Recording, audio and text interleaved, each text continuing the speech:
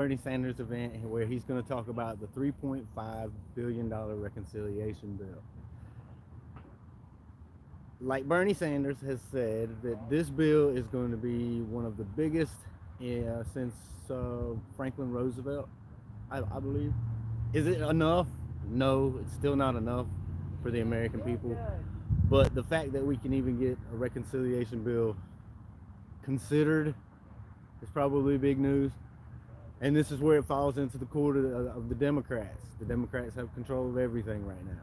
So if nothing gets passed, then it's probably their fault because they have control of everything. So today they're gonna have I think there's gonna be a band coming up right here. Get in here on the band. I'll move closer as the event gets started. I'm gonna go ahead and move a little bit closer now. Get all these technical difficulties out of the way first. So make sure you tweet this out. Let Scott Santons know. If you want to, you can tag Crystal Ball and Saga and Jetty from Breaking Points.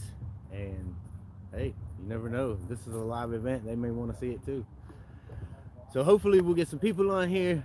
Make sure you share it out. If you want to become a member and support this channel, you can support this channel for as little as $4.99 a month. Become a member. Make sure that you subscribe. Tweet it out. I wanted to talk a little bit before we get started, before Bernie takes the stage. If you missed my live stream the other night with Sheridan Lund in New Mexico, he talked about why it's so difficult to run as a third-party candidate, because the establishment has it set up to where there are much greater requirements to get your candidate on a ballot if you're running as a third-party candidate. He said that in his state, in order for someone who is running as a third party to get on the ballot, they have to collect 5 times as many signatures as if you're running as a Democrat or a Republican.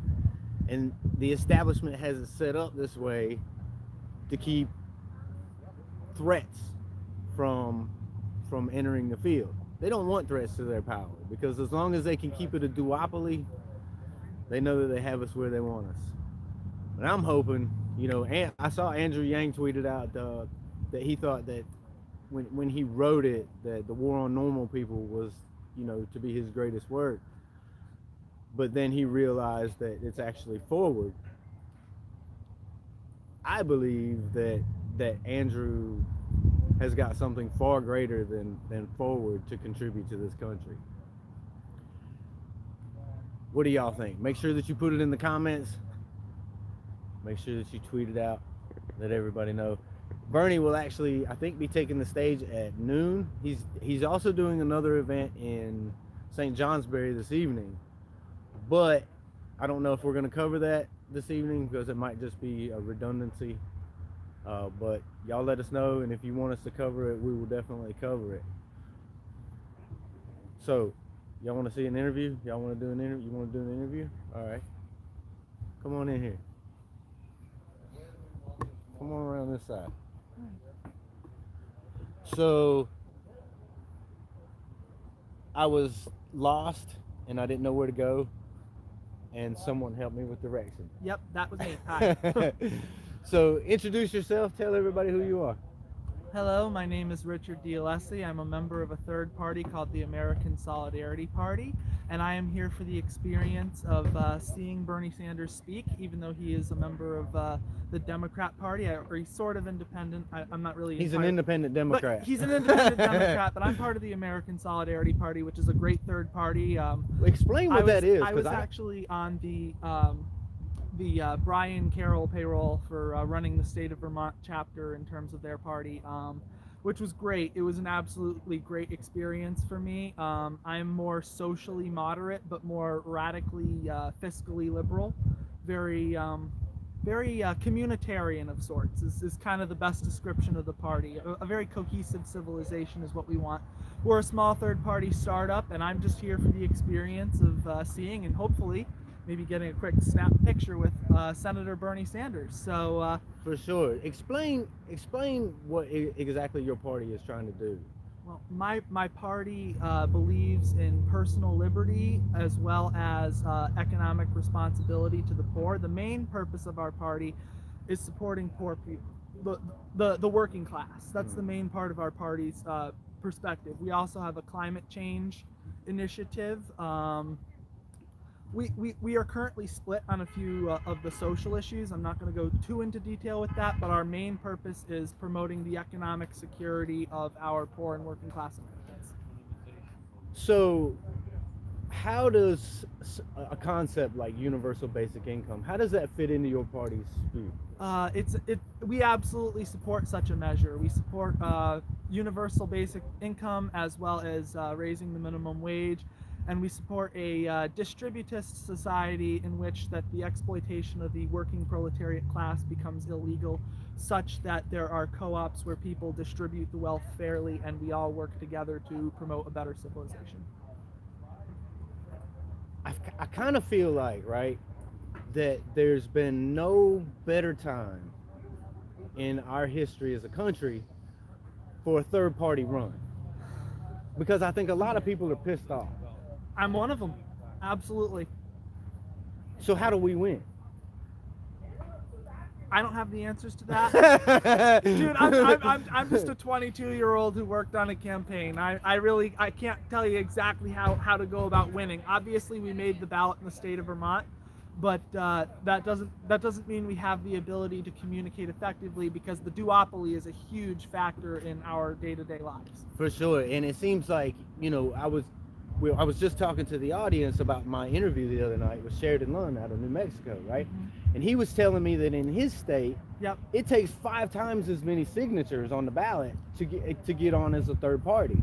We in the state of Vermont, I think they due to the coronavirus, they actually cut it in half. We only needed like 500 signatures to actually end up on the ballot instead of 1,000, which is great for us. And we managed to become one of the names on the ballot with our Brian Carroll campaign. I thought that was absolutely amazing. It really was.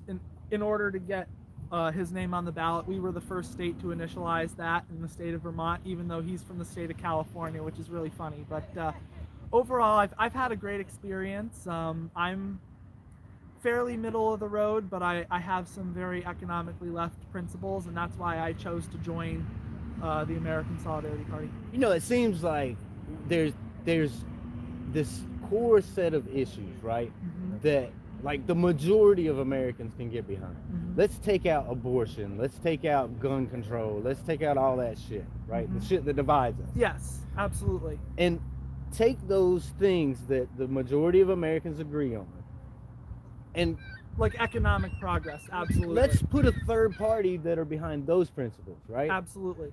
Because in my head, I'm sitting here and I'm thinking, okay, well, if the third party candidate, right? Yep. They say, okay, well, we agree on these things, because Yep. the majority of Americans agree. Mm-hmm. If you ask me about abortion, I'm going to say that should probably be left to the states, Mm-hmm. right? Let the states decide that. I personally consider myself pro-life. However, I consider myself pro-life with exceptions. Right. But see, that's one of those issues, right? That's one of those issues that kind of divides us. divides people. Exactly. Just like gun control. Exactly. You ask me I as agree. a third party candidate about gun control, I'm going to say, well, I believe that the states should Mm-hmm. take care of that. Absolutely. Then you avoid all those things, right? All those pitfalls. Yep. That And you can build a party that actually builds progress for people. And that was something that was very impressive about the Andrew Yang campaign, was that he brought Republicans, conservatives such as myself, Mm-hmm. over to the Democratic Party, because Yeah, he was absolutely. talking about ideas Absolutely. that affect us all. Mm-hmm. I agree. I absolutely 100% agree. How smart does Andrew Yang look right now with the $1,000 a month universal basic income that he was proposing? He looks like one of the smartest Americans out there. I'll take $1,000 a month any day. Because talk about your situation, right? You're a student. Yes, I'm a college student, and I am also a member of the proletariat workforce. All right. So tell your story about being a student and how would $1,000 a month impact your life right It would help me pay off my student debt and live like the boomer's dream. now? The dream that the boomers stole from us. Yeah. I feel like we have like the middle class in America has shrunk to a point that is almost non-existent. Yep. So how do we get that back?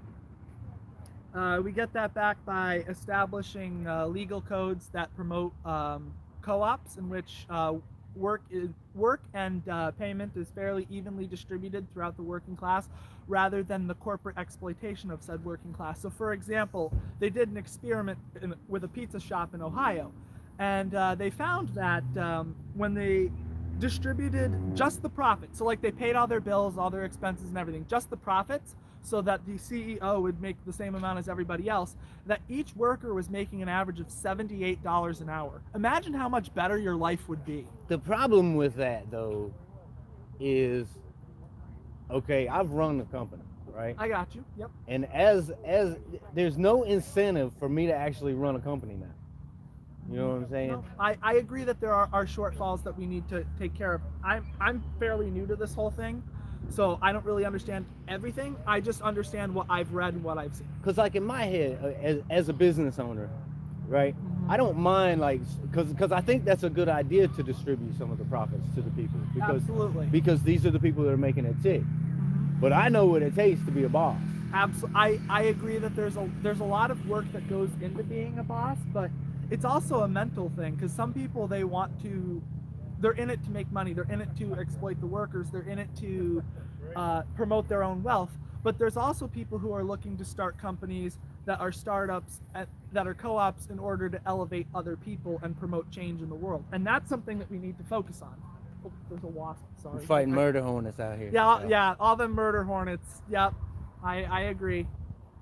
Well, I appreciate you taking the time to come and talk to me. We seem fairly similar.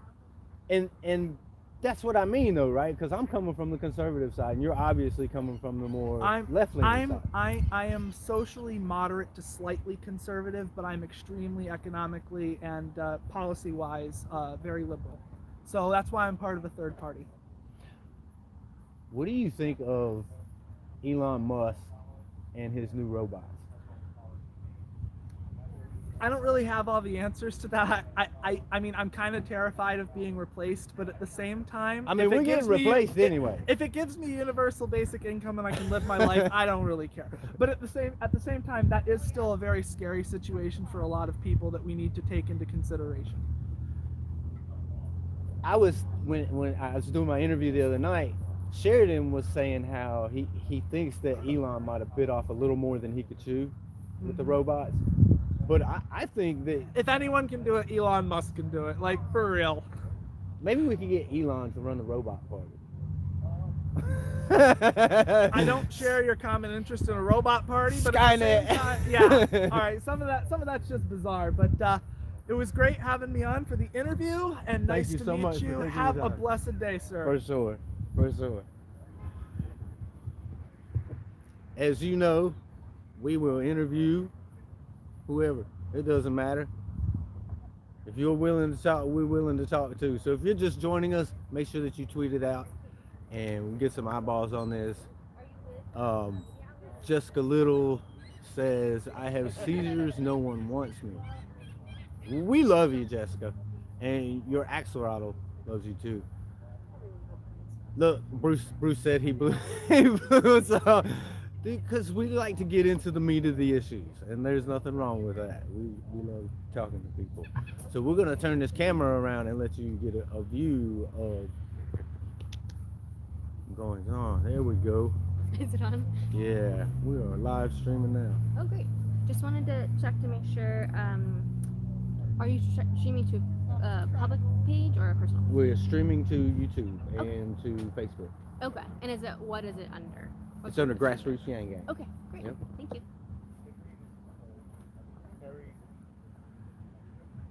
And if you're wondering who that young lady was, is just speaking to me.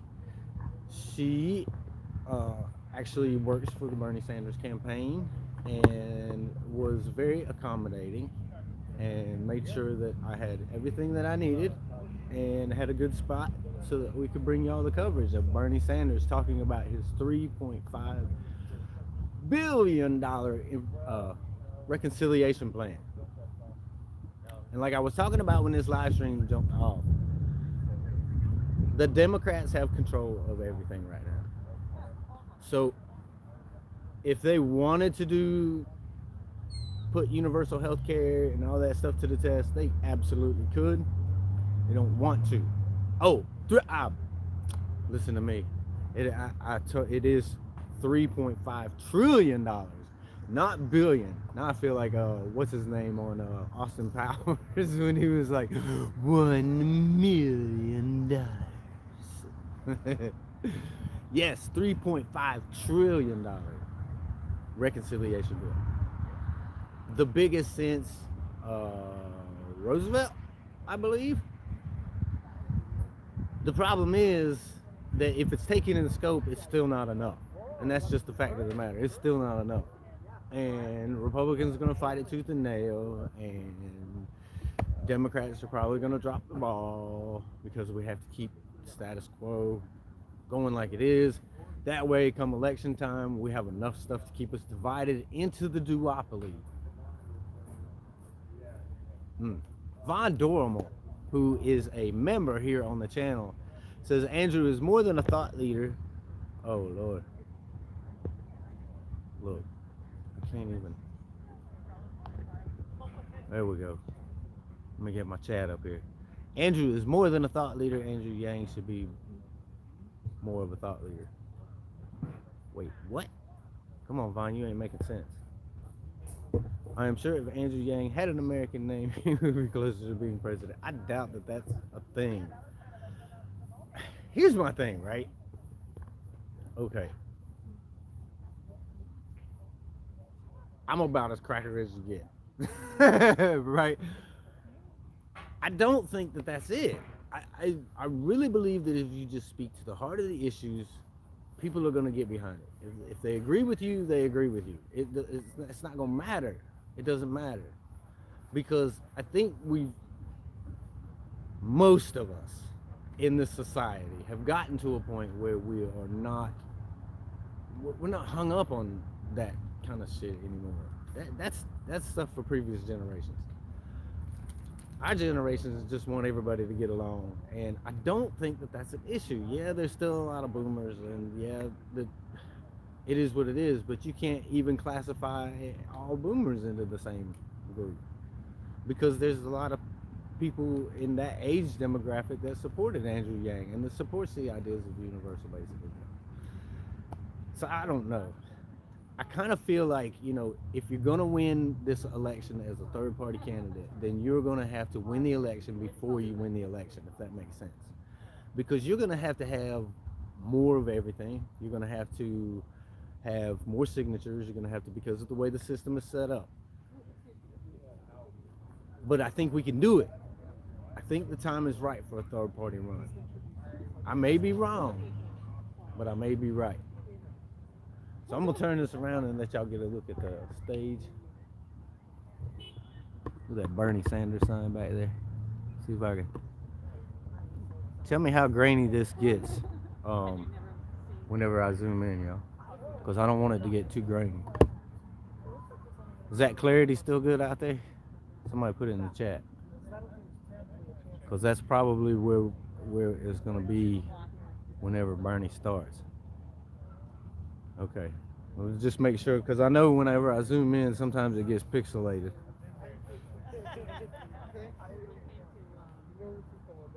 Oh, thank you, Vaughn, for being a member, a proud member of this channel.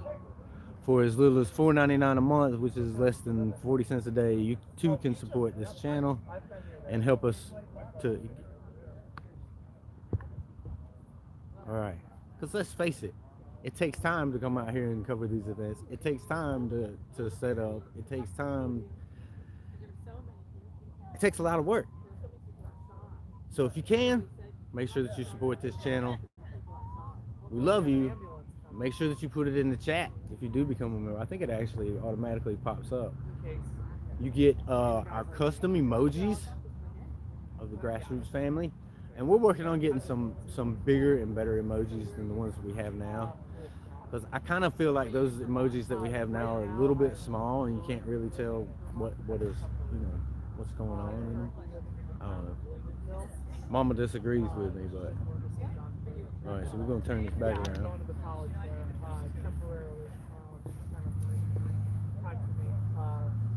But if you ask where I'm really from, I am from a town called Agawam, Massachusetts. Oh, that looks pretty good. So that's 1 town south and west of Springfield. Oh, thank you so much. Look at that. Pratty. Pratt. Woo! Thank you for that super chat. It is very much appreciated. It helps us get to the events. Y'all make sure that you put it in the chat. A lot of people have done. Let me get this camera turned back around. Make sure that y'all put it in the chat if you want us to cover. There's another Bernie Sanders event that is later this evening. If you want us to cover it, we'll cover it. We kind of think it's going to be just a bit redundant. But, we're here to do what y'all want us to do. So, if you want us to cover it, we will definitely cover it. And I appreciate each and every one of you that tweeted this out. I know that, I believe Scott retweeted it out. Scott Sands, thank you so much, Scott. I am in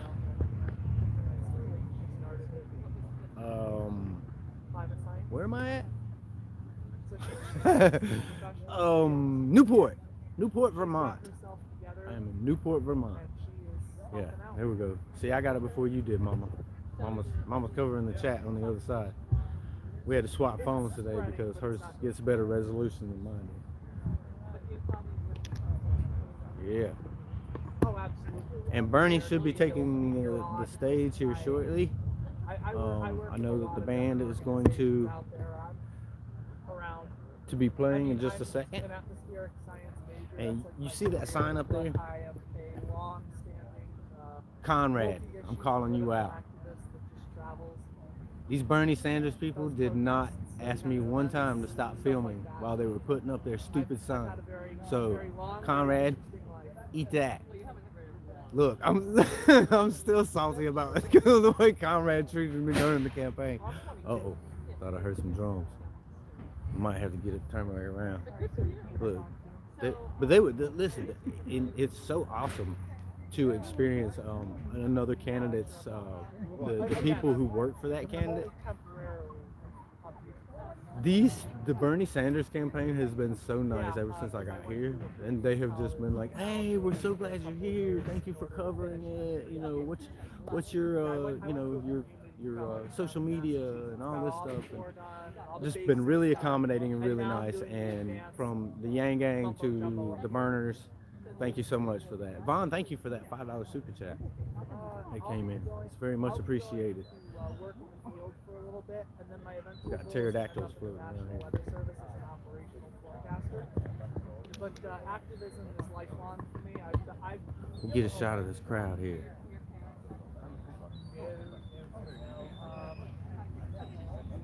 It just sort of happened. It just sort of happened. Sometimes people on that, born into it.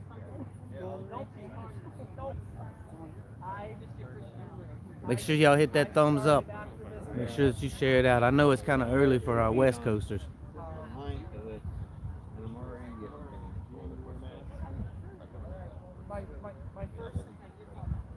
My first political protest. Oh, he's talking about political protests. I was 14 years old, and I was with a couple of my friends protesting to support the legalization of same-sex marriage in the United States. That was absolutely fun for me, just to get and meet people and stuff like that. I mean, I'm not part of that community, but at the same time, it was nice standing up for everyone. That was probably the start of it, and then from there it just cascaded.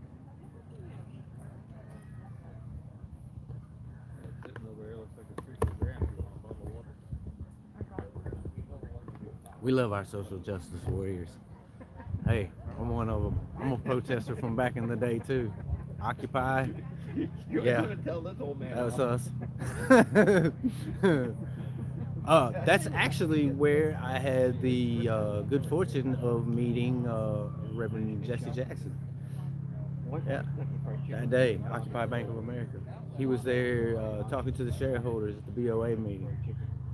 And it was so crazy because we didn't go the first year at Occupy. We actually missed that year. And the police in Charlotte was they had such a presence because they thought that hundreds and hundreds of people were going to show up again to occupy Bank of America, and there was only about 20 of us, and they had set up barricades everywhere, and they had set up towers. I mean, they were ready, and there wasn't but about 20 of us there protesting the second year. So. But it was pretty fun. Good times, man. Hey, we gotta let them know when they're doing wrong. And for too long, the big businesses have been getting bailed out, and the little people have been getting screwed. So if you got a voice, you better use it. Honestly, look up the climate consensus. I don't really know much. I'm still new to that. Oh, I feel pixelated I'm more now. familiar with the American Meteorological Society, which also does climate-related stuff. So How pixelated is that, y'all? it's a lot of Hopefully not too bad.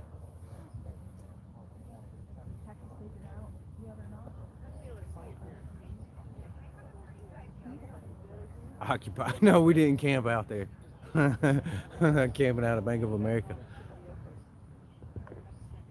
So if y'all are interested in our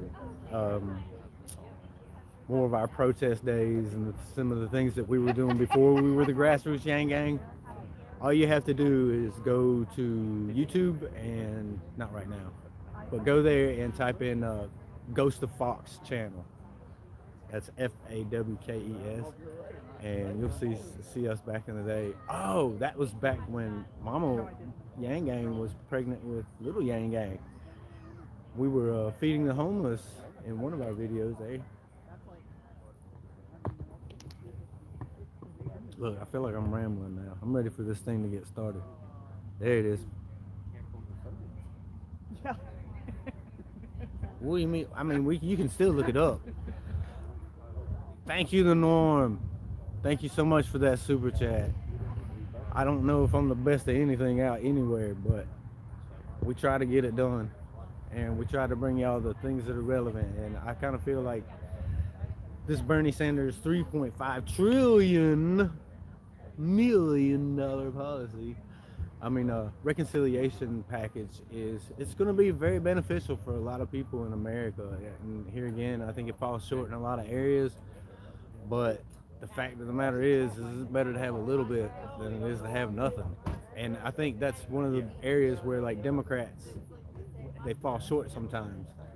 They feel like if they don't get it all, then they don't want to settle for anything. But I mean, it is what it is. We got to help the American people because the American people are suffering. Unemployment has stopped for most everybody. I know that we were getting help as independent media, and it's done. It's over with. So there's a lot of people who are going to need a lot of help. And it seems like things are getting pretty bad out there. Oh man, Von Dormal just got a promotion to moderator. Wow. I mean, that's big news. You might want to order you a championship belt.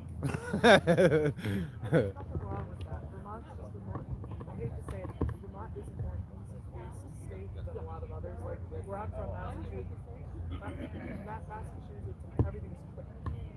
Vermont, I appreciate that, The Norm. the drivers are so much more courteous than they're not worried about. That's because I'm 46 years old, and I've gotten to a point in my life where I realize that, you know what, there's too much hate in the world already, and the antithesis to hate is love. So the only way that we're gonna beat all the hate out there is to love each other and to stand with each other. I don't know. I feel like as I've gotten older, I've mellowed out a lot.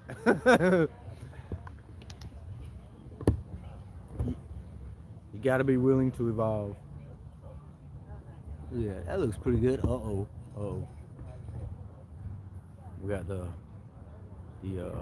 Sanders campaign in the background over there creeping behind the bushes. Yeah, you see 'em. They have been very, very accommodating to the grassroots Yang Gang today. Look, somebody needs to create us an NFT or something, and because I'm really tired of seeing like 12-year-old kids creating NFTs and making $350,000, and I gotta cover Bernie Sanders, who I love. Who I love. I love you, Bernie.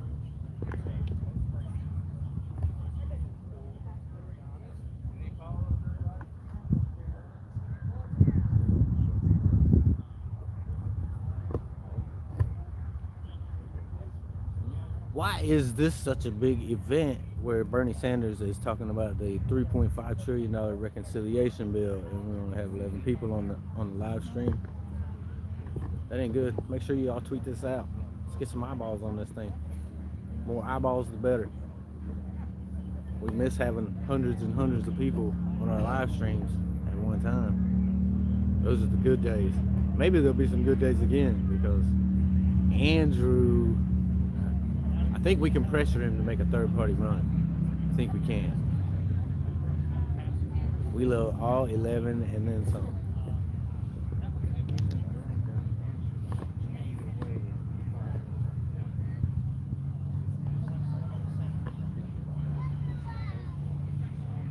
What do y'all think about Andrew talking about forward being one of the greatest things that he's gonna do in his life? Because I don't know, man. Is a book release really gonna? Yeah, it's awesome, but is it like that?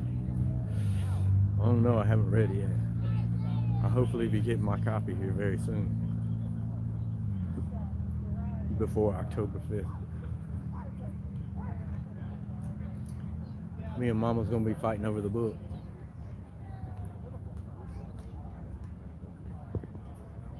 So what we think we're gonna do is, because we have, we're getting a copy sent to us, thankfully, an advanced copy.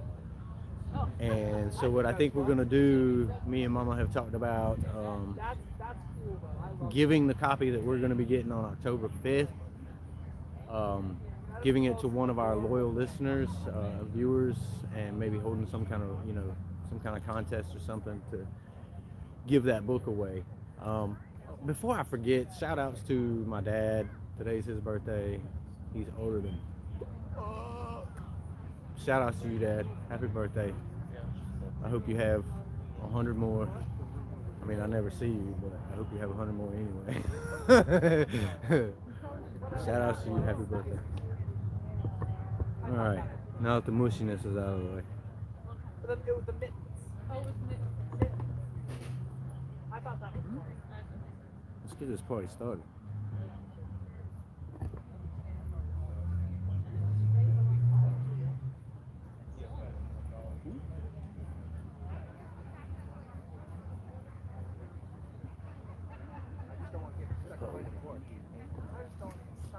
We got dog-edge. See if we can get a shot of this puppy. Oh my gosh. Bernie Sanders brought Joe Biden's dog. Yeah, I have that problem. Isn't that Joe Biden's dog? That dog-faced pony soldier over there. Yeah, this is the second farthest north I've ever been. Farthest north I've ever been was Durban, like the line. I've been to Canada, but I went to Niagara Falls, which is kind of south. But farthest north I've been is about 12 miles. Now we're over in Derby lines. Whatever direction that is. We got more puppies. We got puppies everywhere. That day I did exit 20. Should have brought my puppy.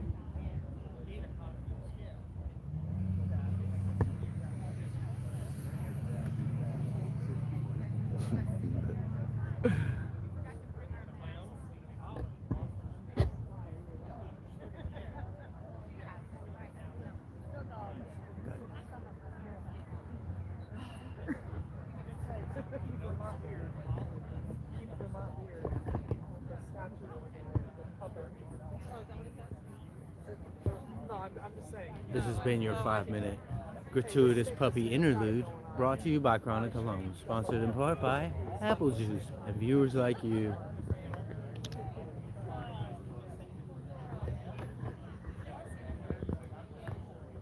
Do this camera right.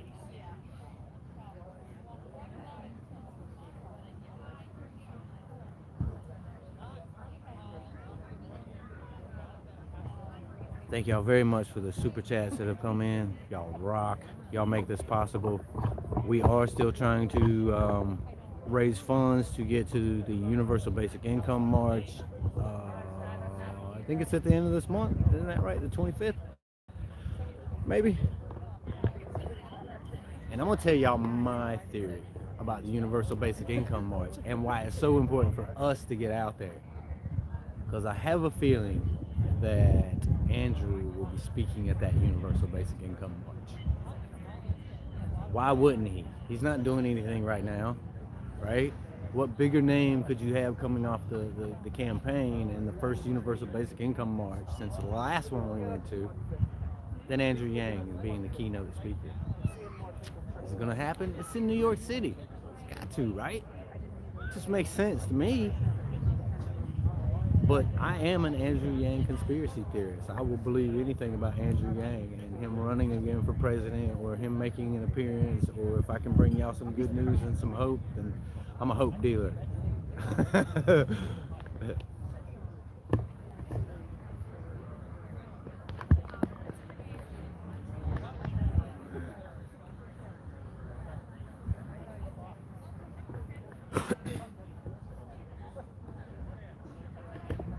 Well, I know Wider Quiz spoke at the last one. Scott Stanton spoke at the last one.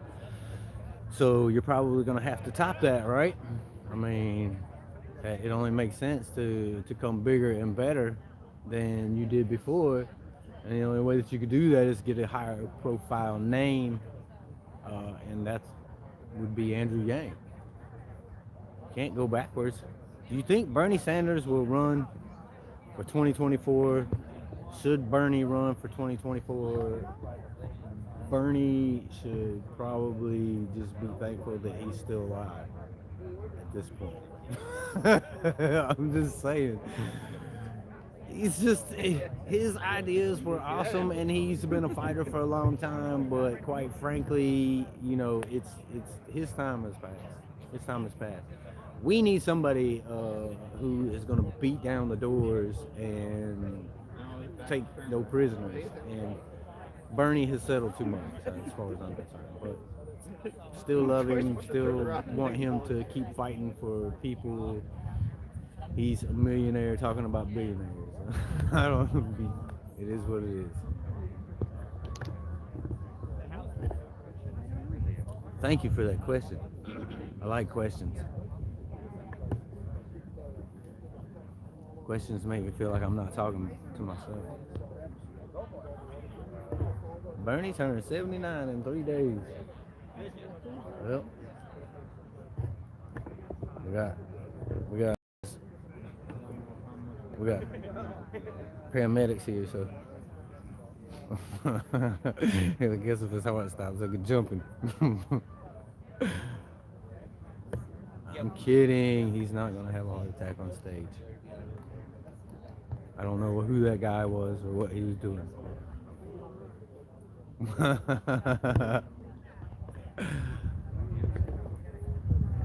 This is why you tune into the Grassroots Yang Gang stream, because you never know what the hell you're going to hear.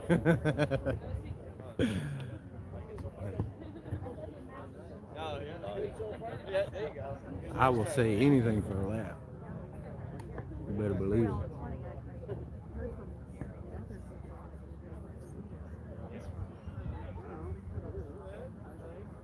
Hi everybody, welcome. I apologize, I don't have a microphone yet, but I wanted to make sure everyone knew the food had arrived. So there's free subs and pizza, courtesy of our friends at Hoagie's across the street. So please feel free to get yourself some food. There's water, and we will be starting soon. Also, if anyone is not vaccinated, would like to take advantage of getting a free vaccine today, we have folks from Rescue Inc. providing free vaccines. Oh snap. Thank you all for coming. Sound But please eat.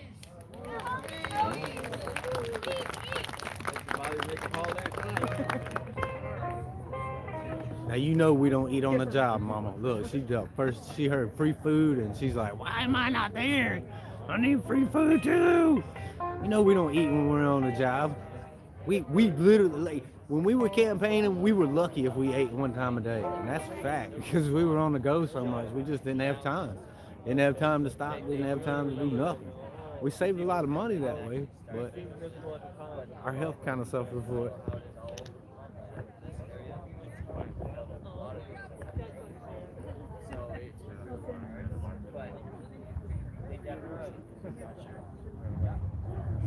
There's the food.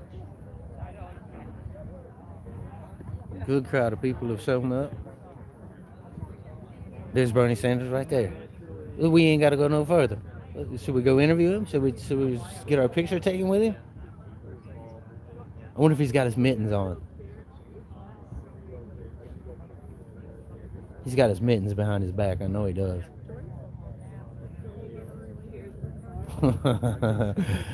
Bernie.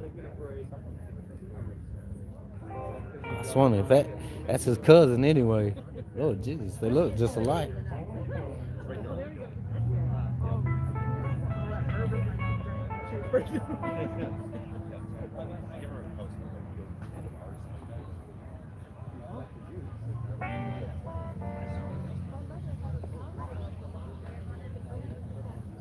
Oh, we about to jam out.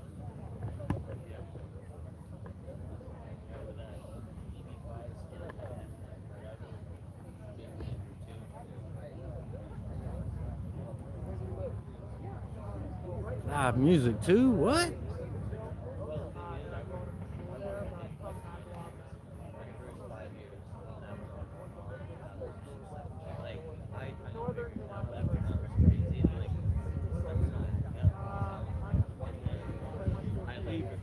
Let's see what kind of music they play at a Bernie Sanders event. I bet it's gonna be hard rock, classic rock. What y'all think? Bust out some Journey?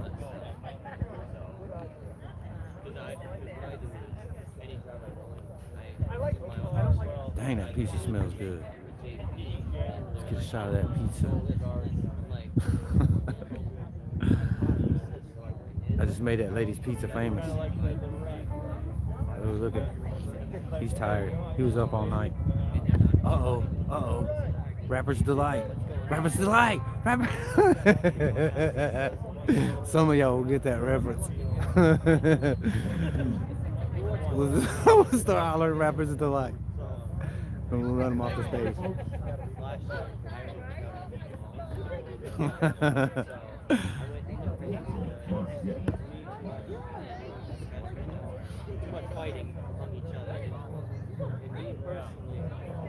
You want food? Bring me back pizza.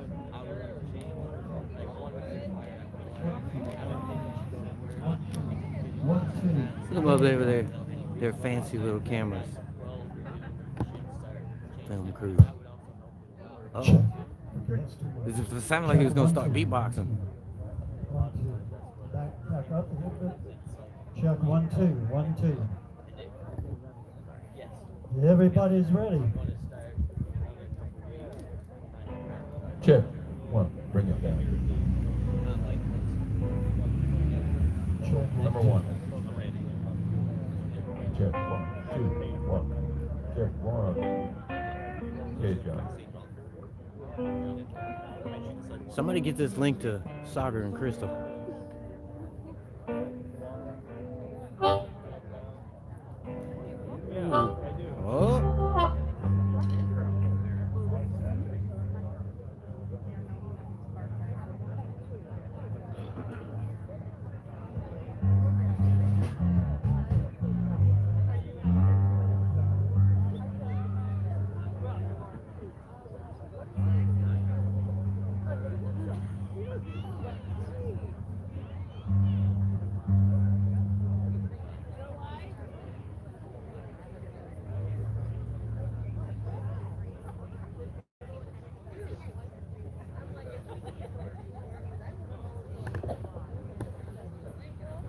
Superstar in the making.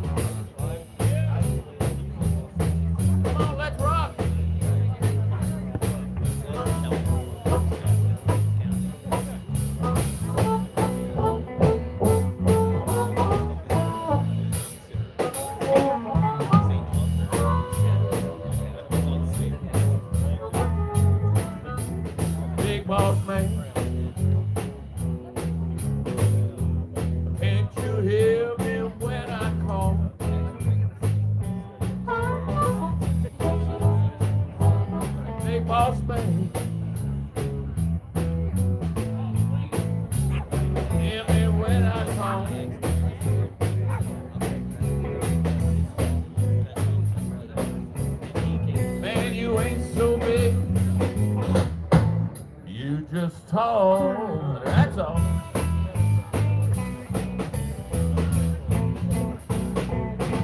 Well, you got me working, boss man, working around the clock. I need a drink of water, but you don't let me stop, big boss. Can't you hear me when I call?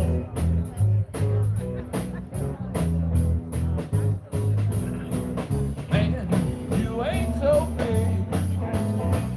You just talk, that's all.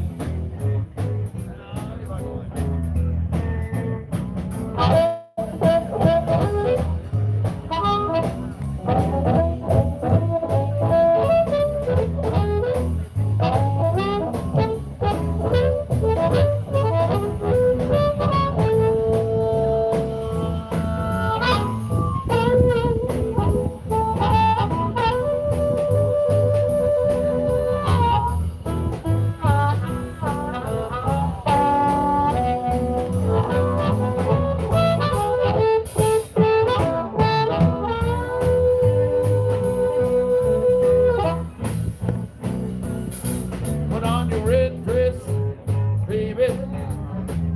I won't go out tonight.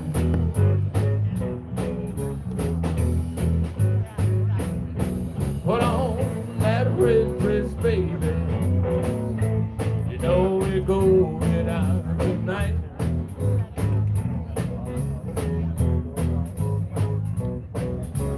We don't go out, woman.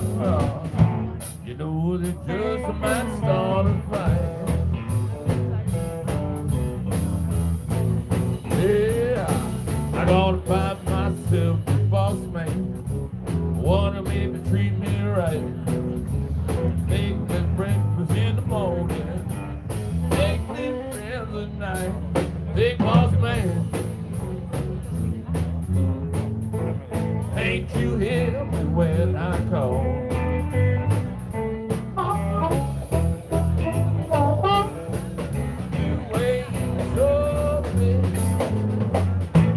You just talk, that's all.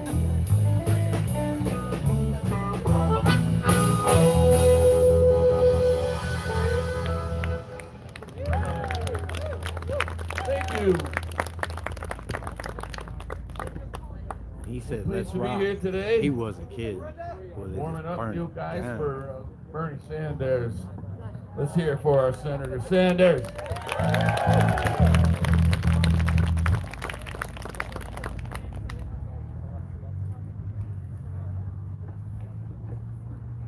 Why is that thing in the way? Good job.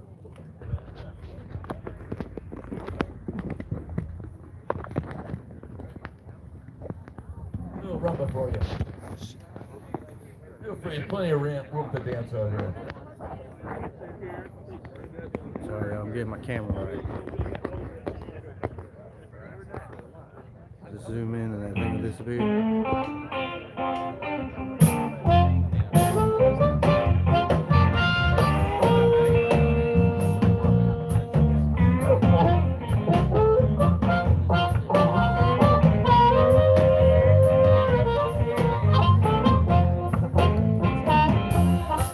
Yeah, with a tear in my eyes, a pain down in my heart. With a tear in my eye, pain right in my heart. Loneliness and desperation, so many miles apart. Every minute of the hour, every hour of the day. That's when I'm thinking about you, baby, is what I gotta say. I feel like I'm going crazy, so far away. And love and understanding help to keep me strong. I get a smile on my face, talking on the phone.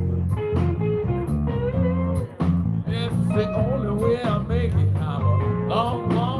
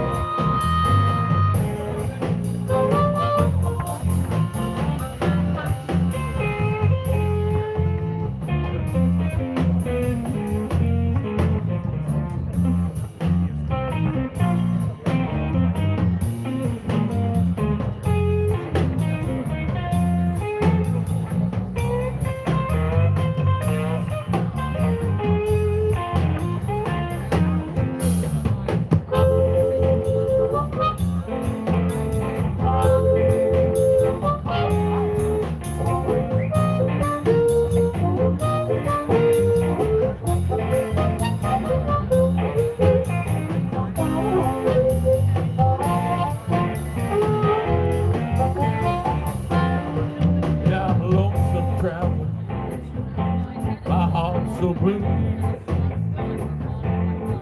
Yeah, I'm a lonesome, lonesome tramp. Though my heart's so blue.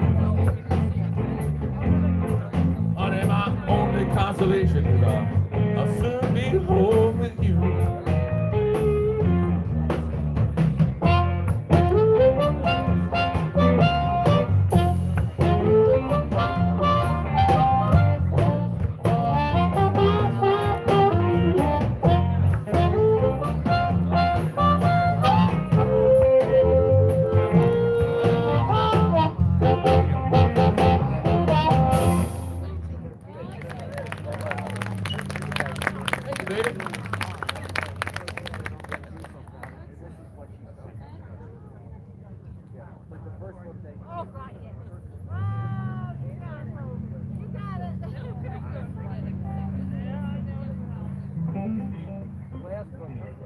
What y'all think of the music so far? Put it in the chat. We appreciate y'all being here. Thank you so much for joining us for Bernie Sanders talking about his $3.5 trillion reconciliation package. But my question is, where the hell is Bernie gonna come from? Because he's not. You can't get in that way because that's all gate, right? So maybe he's under the stage and he's gonna like. As soon as like they hit their last song or whatever, you're gonna see fireworks and he's gonna come out like a wrestler. What y'all think? Is that how Bernie's gonna make his entrance? Or is he gonna run through the crowd smacking everybody's hands? Coming out like The Rock.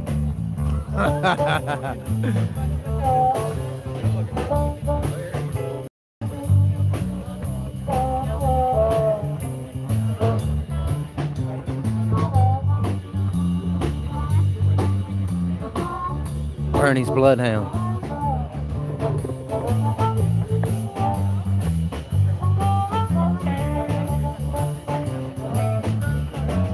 Well, I'm tore down, almost level with the ground. Yeah, I'm tore down, nearly level with the ground. What the hell is he singing? I feel like this when my baby, she ain't around. Well, I went to the river to jump in. My baby come by and said, I'll tell you where. But I'm tore down, nearly level with the ground. Baby love me, but I can't get the sound. Well, I love you, baby, with all my heart and soul. A love like mine could never grow old. I love you in the morning, in the evening too. Give me time to leave me out. Grow crazy, yeah, I'm tore down. Get it, Bernie, get it! Almost level. Look at that guitar. Well, I feel like this when my baby came out. Then it's swim out on guitar. Oh. It's not Bernie. Never mind.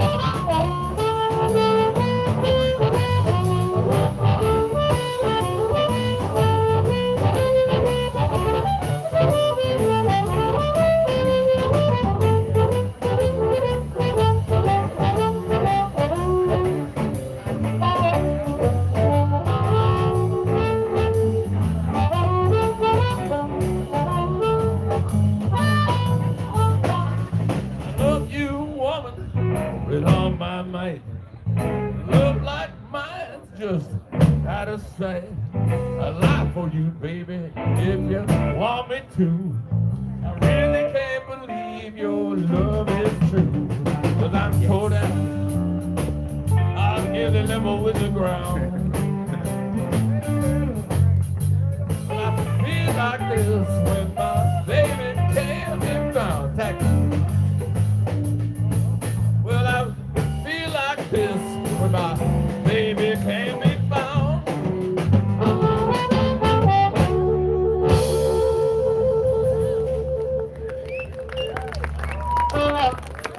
That absolutely settles it. I'm getting these guys to play at my son's bar mitzvah. These guys in Bernie, they hang out on Saturday nights and they just have jam sessions. Bernie, but y'all didn't know it. Bernie plays the banjo.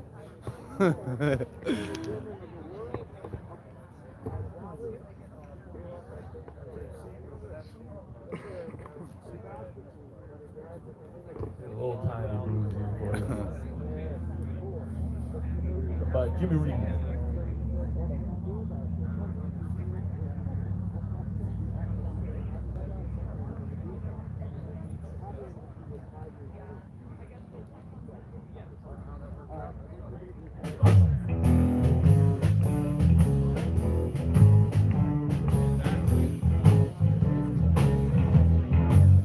You got me running, you got me hiding, you got me running, hide, run everywhere you want, let it roll. Yeah.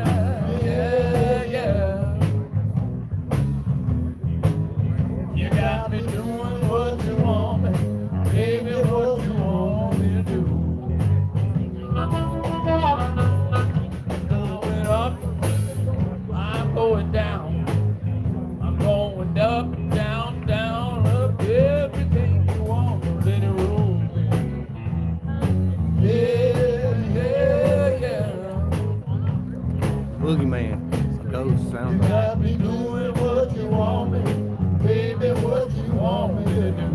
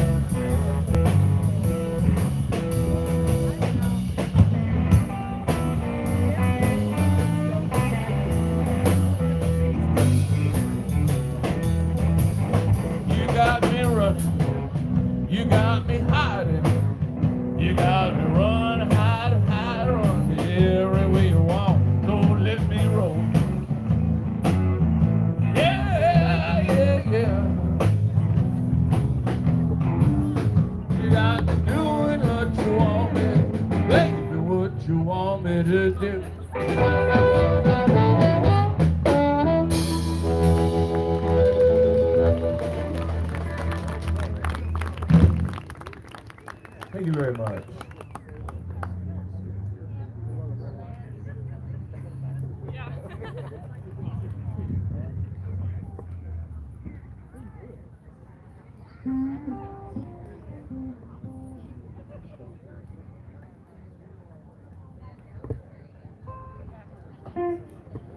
White Jesus.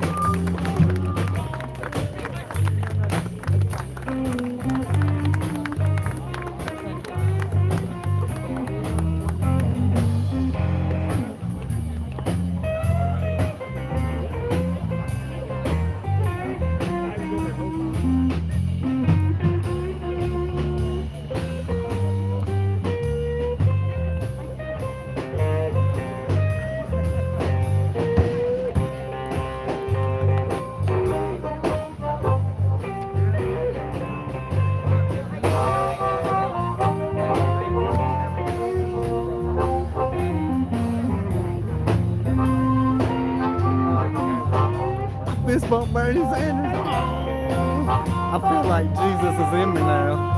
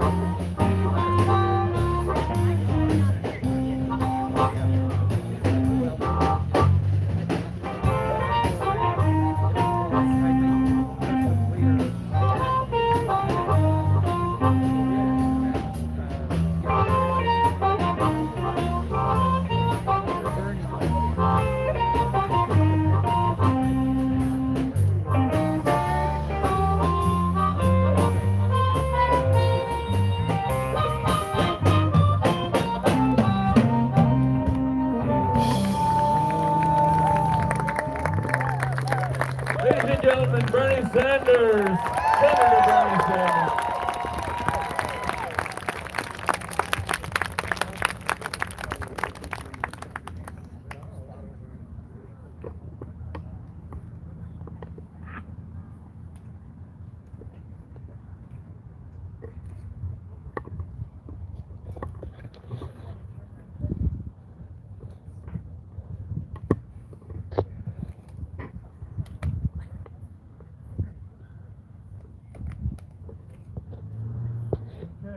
Thank you, Newport.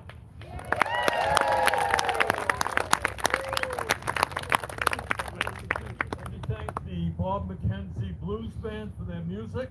I want to thank all of you for coming out on this beautiful sunny day. On the other hand, we think with a little bit of luck, it's not going to rain, so that'll be a good thing.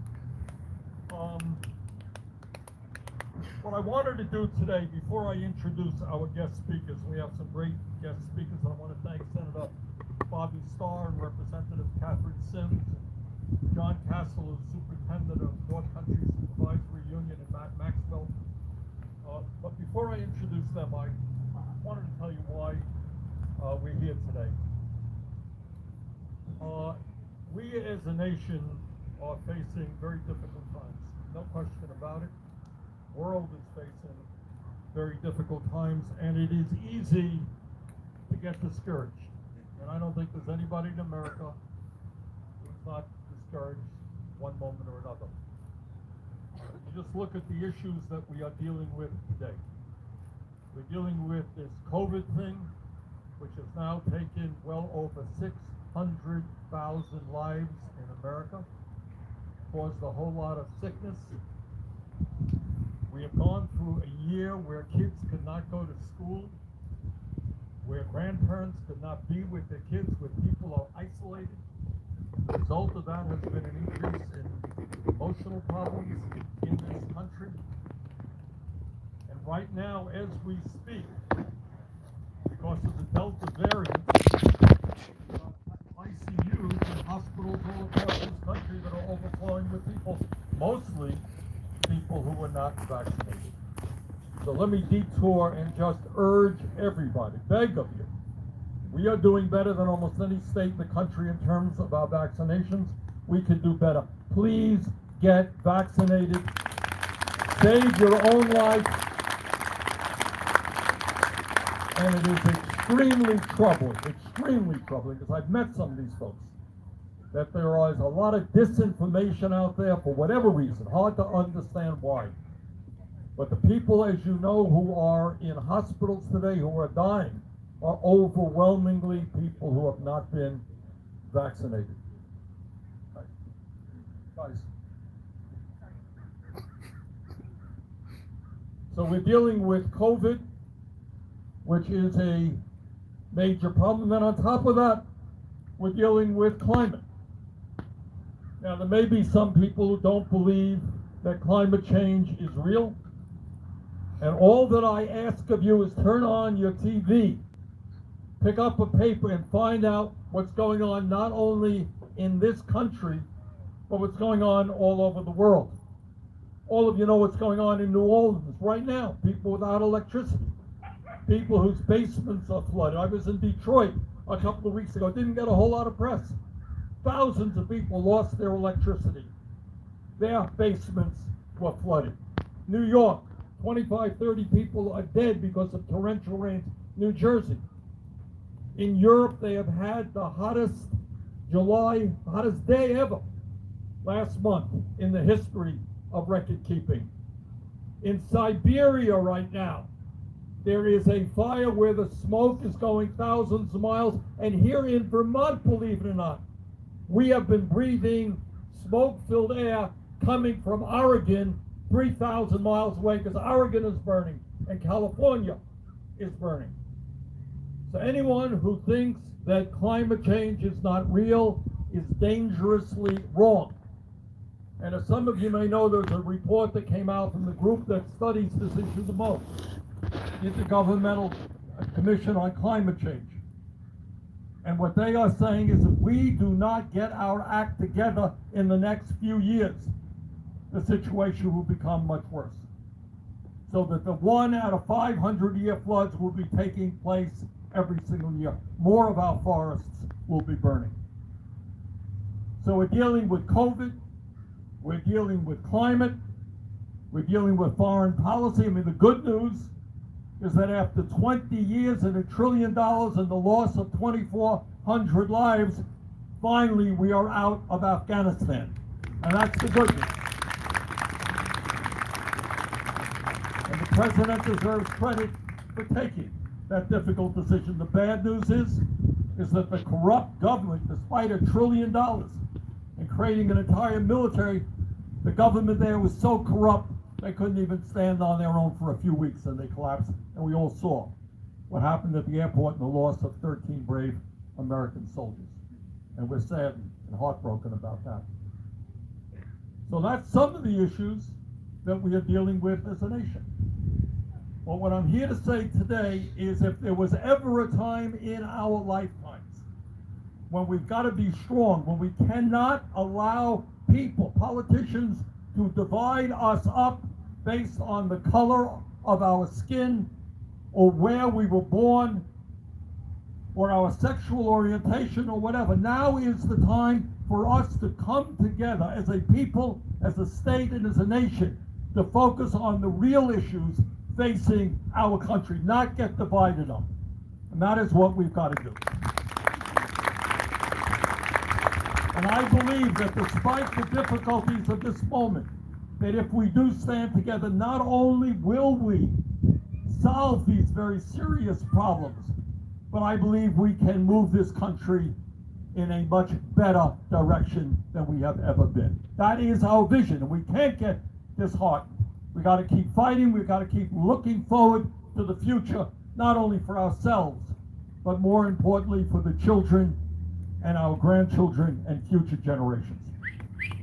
And I want to tell you also that in the midst of all of this, we are making some real progress. Now, I know, believe me, it is easy to beat up on government, especially the federal government, the big bad federal government. I know about the bureaucracy, and I know about the waste, and I know about all of that stuff. But I want you to think back for a moment. Just the progress we have made in the last year. A year ago, we would not have been here in the park. We would have been in our homes. A year ago, we would not have been vaccinated. Now 70% of the American people are vaccinated. A year ago, unemployment was soaring. We have in the last year cut unemployment in half. That is no small thing. And in fact, right here in Vermont now, I don't know so much about Newport, but I'll tell you in Burlington, there are stores that are closing down in midday restaurants because there we have a major labor shortage. And I'll talk about that again. Labor shortage is a problem, but I'd rather have a labor shortage than 10-15% unemployment. And that's where we are today. And I'll tell you something else that's going on. We don't think about it much. Wages are going up in America. It's the economic crisis that we have had for so many years. It's not just unemployment, it is that millions of our people up here, maybe more than any other place in the state, are working for starvation wages. And we're beginning to see an increase in wages. I myself am fighting to raise the minimum wage in this country to at least 15 bucks an hour.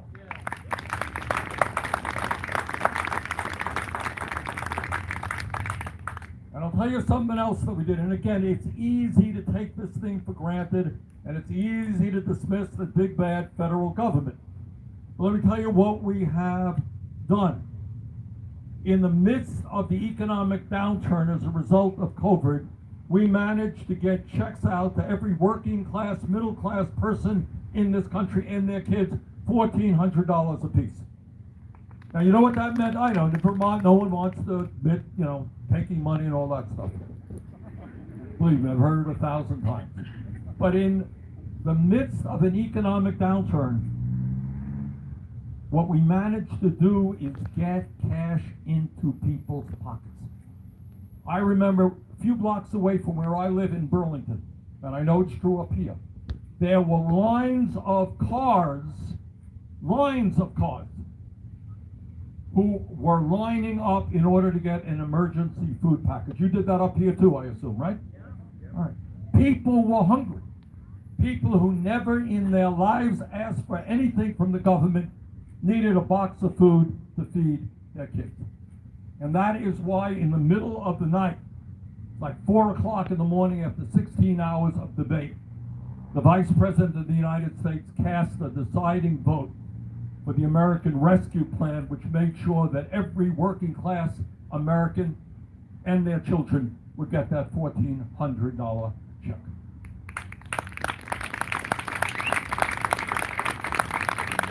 And we extended unemployment. Again, no one wants to be proud that they're on unemployment. Well, you don't have a job and there are no jobs, you need unemployment.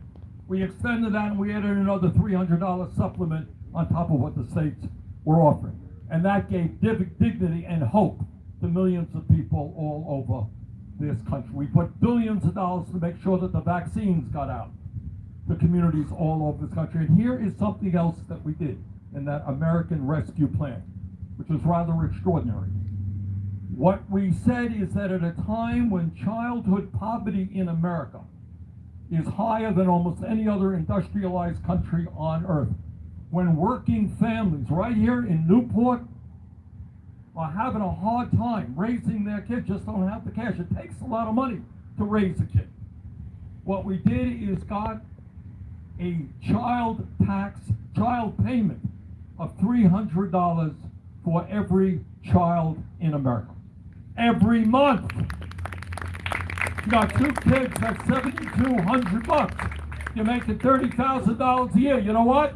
That makes a hell of a lot of difference. And you know what that did? That cut childhood poverty in America by over 50%. Now I know, believe me, I know it's not fashionable to thank the government for everything. Everybody hates the government. And believe me, we can all come up with good reasons to hate the government. But it is important to understand that in the midst of this terrible, terrible time, the COVID thing, the economic downturn, that in fact we have come a long way in the last year precisely because of what the government has done. And we should be proud of that.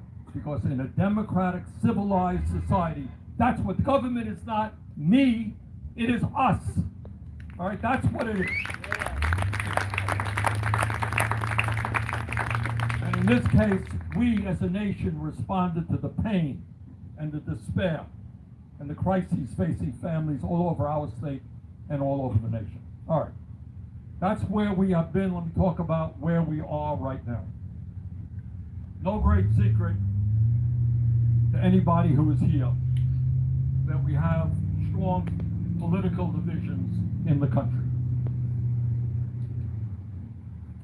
What we're working on now, and in a sense I'm here today, is the chairman of the U.S. Senate Budget Committee, and I want to talk to you about what we're doing.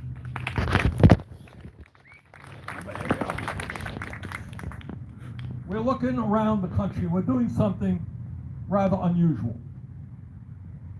Instead of saying, well, you know, we're going to spend 2% more on education, and we're going to cut health care by 3%, spend a little here, spend a little there. What the president has done, and I've worked with the president and worked with leaders all over the country, what we have done is something very radical. What we have said is, let's take a look at the structural, long-term problems that our country is facing and see how we can deal with them. Let's not throw money in this, that, and the other. What are the problems facing the country? And how do we deal with them? So, for a start, everybody here knows that in Vermont, and all over this country, as a matter of fact, we have a massive crisis in terms of infrastructure. We all know what infrastructure is. That's roads and bridges and water systems and wastewater plants. That's infrastructure. Our state, many of our bridges are in real disrepair. Burlington, other cities got real potholes there. People disappear, don't come out for weeks. Water, I don't know if you know this, water is a major, major crisis in this country. You got millions of people who turn on their kitchen taps and the water they get is undrinkable. I didn't know that until recently, but that is really the case. And you got wastewater plants, which are very expensive to build. I know we built one when I was mayor of Burlington. It's very, very expensive. So you got an infrastructure crisis all over the country, and people have been talking about it. You all know Republicans have been talking about it, Democrats have been talking about it. Everybody's talking about the infrastructure. Nobody's done anything. Well, this time around, in what they call a bipartisan infrastructure bill, there is going to be, I hope, $550 billion of new money going into rebuilding our crumbling roads and bridges and water systems. $550 billion. And by the way, I'm on the committee that wrote this particular part of the bill, and trust me, Vermont did very, very well in that process. So I can tell our members of the legislature, a lot of money will be coming into the state, okay? So that's very important.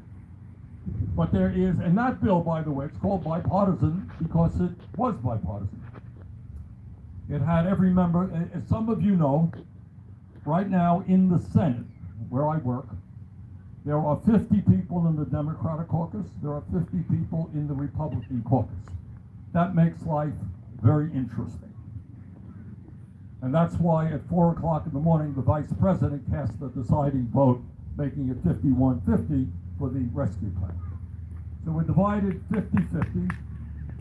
And this bill, the infrastructure bill that I mentioned, passed with all Democratic caucus support, plus 19 Republicans, 69 votes.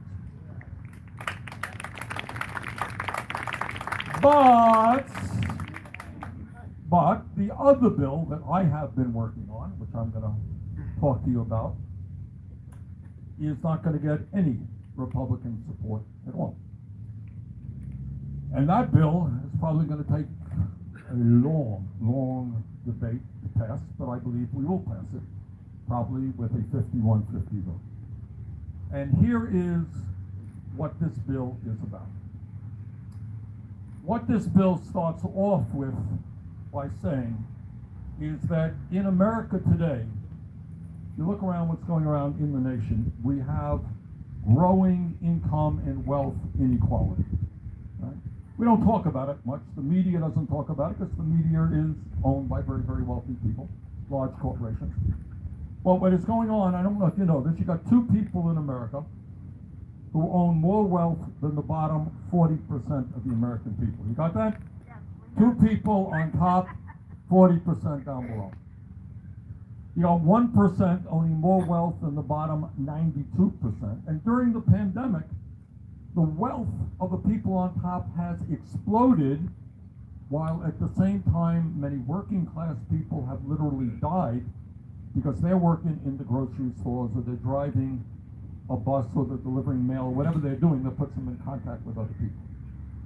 So you're seeing more income and wealth inequality in America than we have seen in 100 years. That's the reality.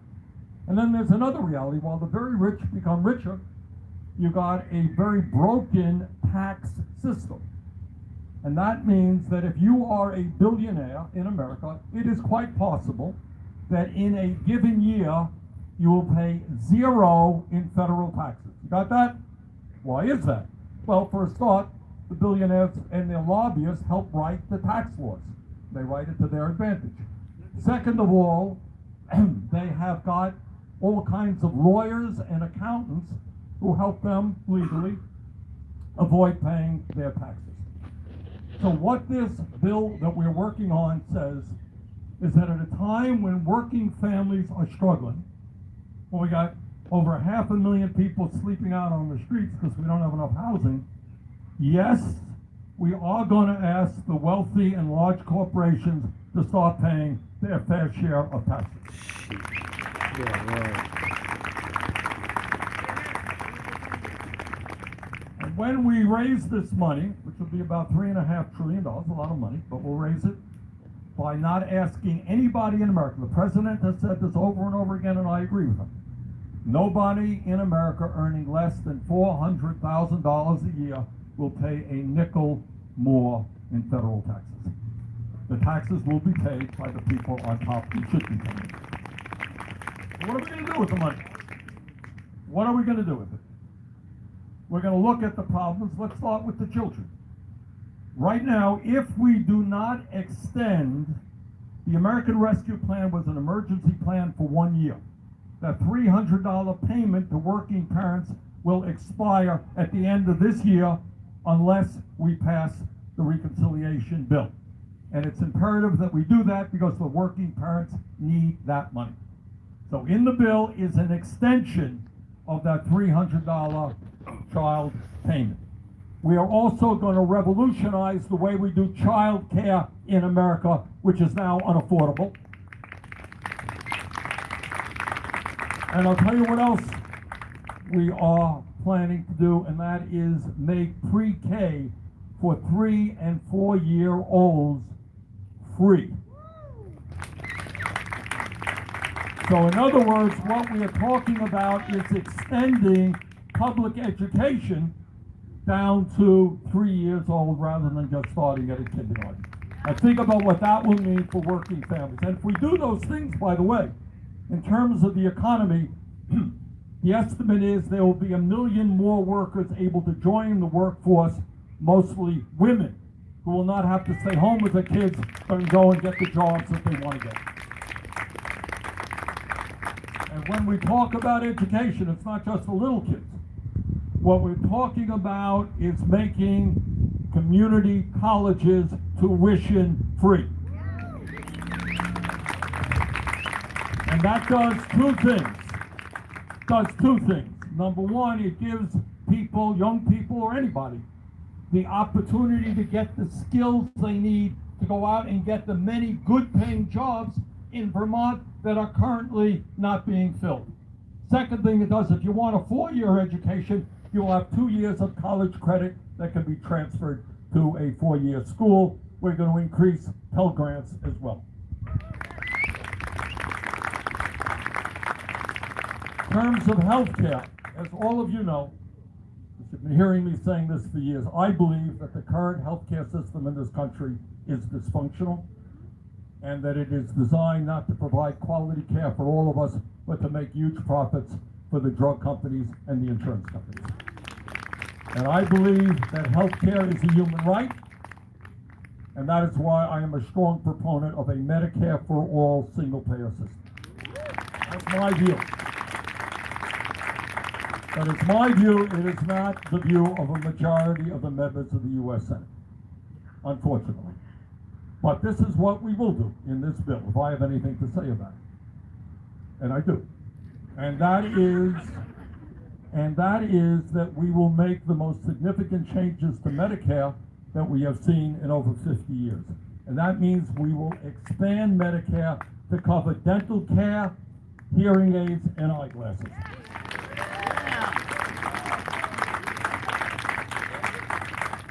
There are too many senior citizens in this country who are walking around, they can't chew their food, they don't have teeth in their mouth, they can't talk to their kids because their hearing aids are inadequate or they don't have them. Hearing aids are expensive.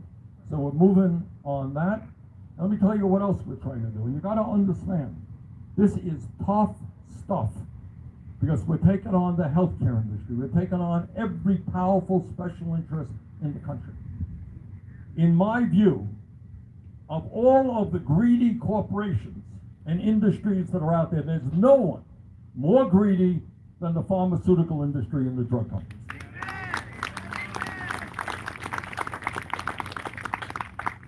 I have made 2 trips to Canada, one from actually St. Albans up into Canada, one from the Midwest into Canada.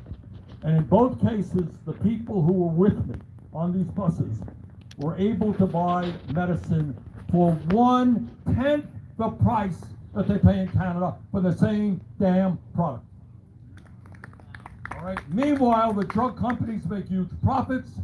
They bribe members of the Congress with huge campaign contributions. They are lobbyists all over the place. In this bill, I hope that for the very first time in modern American history, we're going to defeat the drug companies and we're going to lower drug prices in America. And one of the things we're going to do is have Medicare negotiate prescription drug prices with the pharmaceutical industry. Right on. In the United States, we have the dubious distinction of being the only major country on earth not to guarantee paid family and medical leave. You know what I'm talking about? What does that mean? It means right now, if you're a worker and you get sick, you got to go to work because you're not going to get any support if you stay at home. What happens if your kid, your 8-year-old kid, becomes seriously ill and you're a single mom? What do? You call up and you say, hey, I got to stay home with my kid, and maybe your employer understands that, many will. But on the other hand, some employers will say, I'm sorry, you got to come in and if you don't come in, you're going to lose your job. I have talked to low-income women all across this country, and I have learned that there are women who have babies and they have to go back to work 1 week or 2 weeks after having the baby. Why is that? Because they don't have any income to stay home. How many of you know what happens in Europe or Scandinavia when you have a baby? Anyone know? You get 8, 9 months paid leave. Because they understand that it is terribly important for a mom and a dad to stay home and bond with the baby. It is good for the baby, good for the family. In this country, we have zero. Zero. This bill will provide, doesn't go anywhere near as far as Europe or Scandinavia, but for the first time, it will provide paid family and medical leave so that folks can stay home with their kids when they're sick or their parents, or have a baby and not be rushed back into work.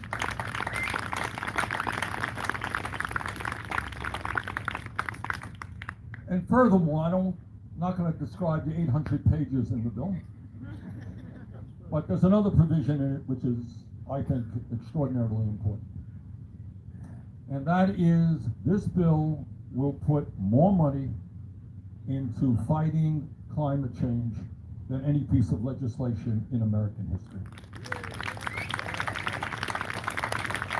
What it will do is provide the funding to begin to transform our energy system away from fossil fuel to energy efficiency and sustainable energy. What it will do is provide money to help working families weatherize their homes so they're not just wasting a whole lot of money with air going, warm air going, through the roof or through the windows. And what it's also going to do, which is very exciting to me, we're going to create what we call a civilian climate corps. And that will be a program, we intend at this point to put about $30 billion into it. It will be a program which will allow young people who feel so passionately about climate, we're going to allow them the opportunity to earn good wages, get good educational benefits as they help our country and the world fight climate change. So we're going to get good jobs for young people. And by the way, when you add all of this stuff up that I'm talking about, we are talking about creating millions of good, underlying good, paying jobs. Because the crisis that we face economically is too many of our people are living paycheck to paycheck. The goal is to provide good living wage jobs for our workers. So, that is where we are right now, and this is tough stuff. It is tough stuff because we're taking on the drug companies, we're taking on the insurance companies, we're taking on the fossil fuel industry, you name it. We're taking on the billionaire class that doesn't want to pay their fair share of taxes. This is tough stuff. And we're trying to do that with only 50 votes in the Senate, which means that any one person could say, oh, I don't like this. And you got a 3-vote margin in the House. So we got the tiniest of margins. But I think there is a feeling in Washington that for too many years, the government has been there for the wealthy and the powerful. Now is the time for the government to be there for the working families of this country. And that's what this bill is about. What I want to do now, thank you very much for listening to a long and boring speech. But I felt that it's important. The media has done a very, very bad job in explaining to the people of this country what is in the bill. They're only interested in the gossip and the process. And I just thought it's important. I'm going to do 5 meetings like this. We were in Springfield yesterday, be in St. Jay later this afternoon, be in Middlebury and Brattleboro tomorrow. And I just wanted to at least explain to the people of Vermont, what is in this bill, so you know what we're talking about. All right, what I want to do now is introduce some great local folks, people who know the issues that you're facing here in Newport, and then we'll open it up for your questions. So let me start off with somebody I've known for many, many years, State Senator Bobby Stoll. Bobby? Thank you, Bernie. Welcome home. You started at Standard Vermont right many years ago, and Bernie's here with us today to explain Bear with me, y'all. Montpelier. Many years ago, when I was in the House as a representative, Bernie was mayor of Burlington. We worked on quite a few projects together to help the city, and he helped me in the legislature get bills passed that would help our farmers by getting the Burlington delegation to support them. So it was really a good working relationship, and that has continued over all these years. If I don't know if any of you know, but most of you probably do, I serve as chair of the Agricultural Committee as well as a member on the Senate Appropriations Committee. And let me tell you, without Bernie's help and Washington's help, we would be in dire straits here in Vermont. But that federal money came through. The first year, we didn't even dare to do a full year budget. We were doing what we call quarter budgets because of our revenues were so up in the air. We didn't know if we were going to have money to pay bills or not. So we only did quarter budgets for that first year. And the federal money started coming through so we could fund our state programs, as well as our businesses, help our businesses. And agriculture did very well. Our farmers received over $25 million through the state monies besides what they got from the federal money. So, you know, that federal money has really made a major difference for our whole area. And then you tap on top of that the PPP program, where most businesses could apply for assistance to pay their laborers and their workers. I'm a director of VNA, and we kept meeting and meeting, wondering where we were going to get our money to keep our staff working to take care of our elderly people that needed home care. And finally this federal money came through, and that took care of those problems as well. So besides, you know, these things, our hospitals received large amounts of money to take care of their costs through the PPP program and direct payments to their staff and their hospitals. Our businesses, again, you know, they all did okay. The food and entertainment industry took it hard, and they even received some of this federal money.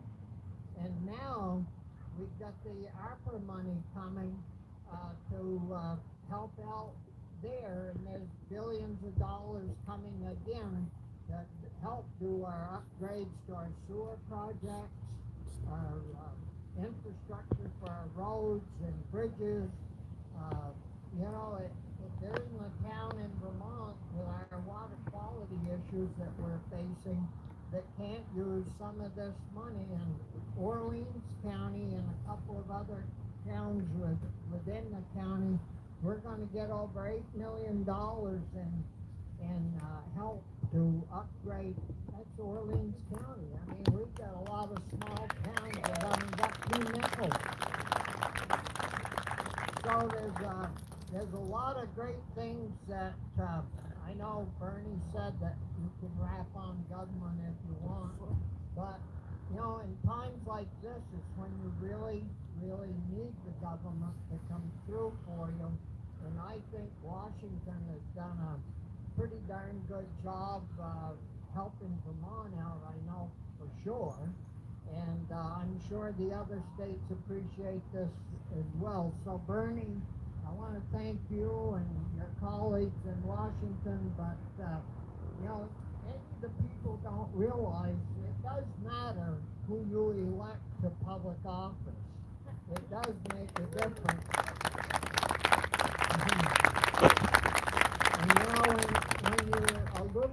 state like Vermont, and you have the chairman of the Senate Finance Committee sitting here with us, that's pretty darn important.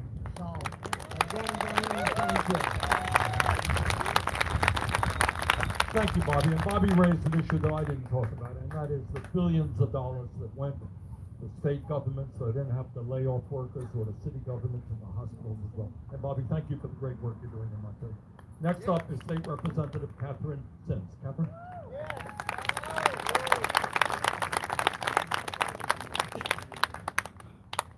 Hello, everyone. It is a real honor to be here with you today and to represent you in the State House.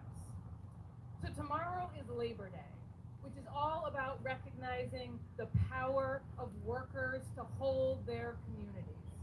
We are here to celebrate workers' achievements, to celebrate your achievements.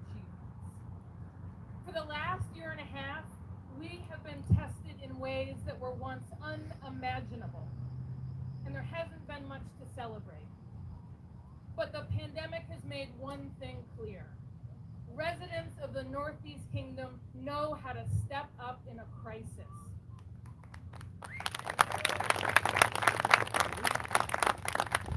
You all know how to get things done and how to care for each other.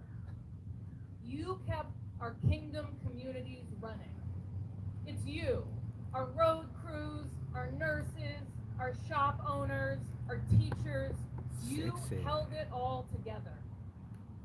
You showed up every day. But our system, this short-sighted American system that values dollars over human beings, this system isn't set up to support you. It's rigged to benefit a few at the expense of many. And the consequences of such a system are now being laid bare. Here in the kingdom and across the country, workers aren't returning to their jobs. Children can't connect to the internet to do their homework. Families can't afford homes or childcare. And there aren't enough mental health services to meet the demand. And quite literally, our world is on fire. And as painful as this time has been, I can feel a shift. It's here. This moment calls for bold action. It is time to radically rethink our model. How can we better care for each other? How can we ensure that no one is left behind? Thanks to a vast infusion of federal aid, and thank you to Senator Sanders for helping make that possible, we recently passed historic legislation here in Vermont that invests in working families and our future, including universal broadband, high-quality, affordable child care for all, and housing infrastructure. But just one step forward towards a just economy. And there is still so much more work to do. Vermont is lucky to have Senator Sanders fighting so hard for all of us in Washington. We're so blessed for our delegation's leadership, but he can't do it alone. We need your voices, all of the voices, especially those that have been historically ignored at the table. We need you to call your representatives, to attend a select board meeting, run for school board, join a protest, insist that we invest in working people, that we combat climate change, and that government work for everyone.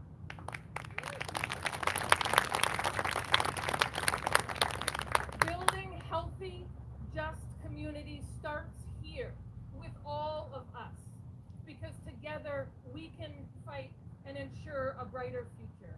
It is time to get to work, and we need you all to join this movement. So thank you for being here today.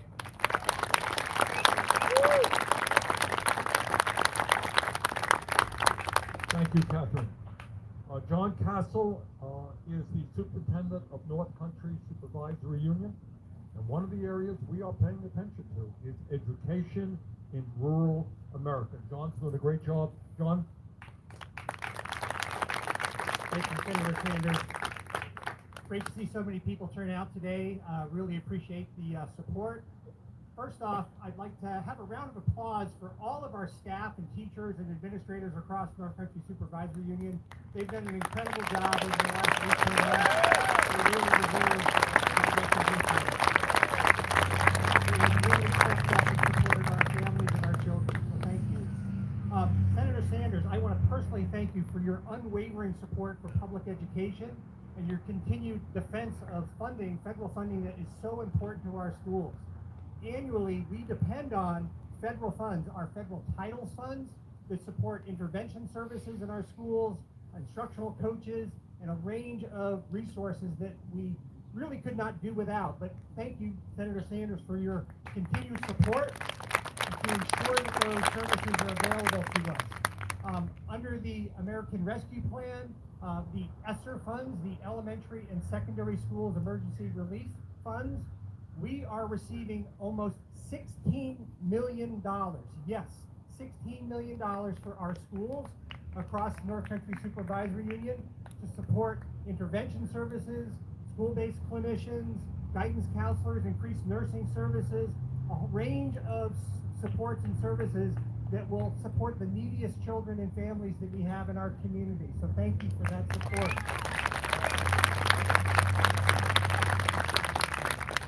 In addition to those broad funds, we're also very fortunate under the American Rescue Plan to receive additional funds to support the McKinney-Vento homeless support.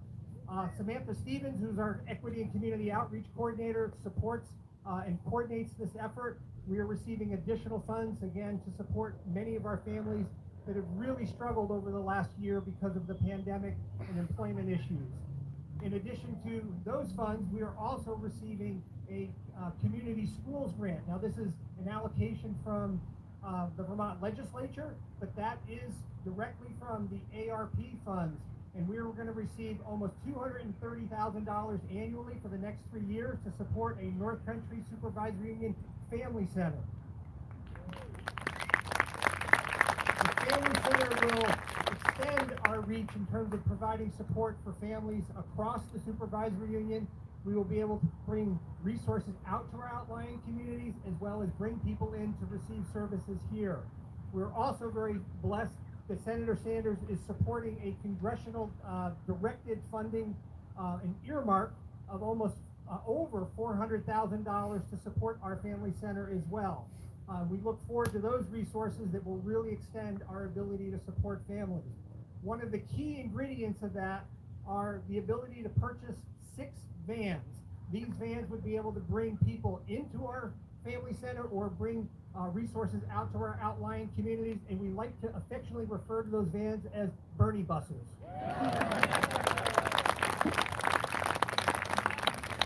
So without question, we really count on federal funds to support our schools, and we really support the efforts of Senator Sanders to always champion public schools and to be a champion of the Northeast Kingdom.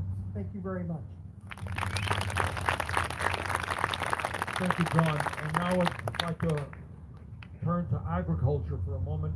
Matt Maxwell is the owner of Maxwell's Neighborhood Farm. Matt?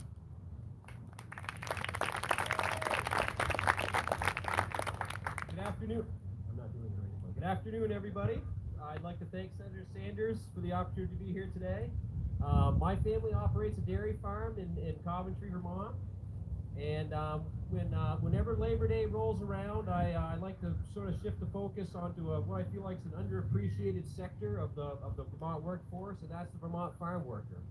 We have lots of individuals, men and women both, that make their living working on farms in this state. And agriculture still, even though we've lost a lot of farms, is still a very important industry for us. And it's very labor intensive. The men and women who contribute to the production of milk, meat, and dairy products, as well as animal health and land management, often work long hours for low pay. And many of these individuals do not have access to health care when they get hurt or sick. And much of the housing provided to them can be substandard at times. Now, I don't pretend to have the answers to any of these problems. I'm not here to blame farm owners or anybody else. It's incredibly difficult to operate a farming enterprise in this region of the country for reasons that are out of our immediate control. Obviously, it's cheaper to produce what we produce out west. Most farmers are left doing anything they can just to keep their business afloat. I would like to mention one organization in the state that is working to improve the living conditions for workers on farms, and that's the Milk with Dignity program. This group is sponsored by Ben & Jerry's, and it pays farmers a premium for their milk production, provided that they pay employees the Vermont state minimum wage and ensure housing is provided to a certain standard. This group has made a big difference in the lives of many farm workers throughout the state and deserve increased support. Now, we live in a beautiful state here in Vermont, and the farmers that maintain the landscape are a big reason why.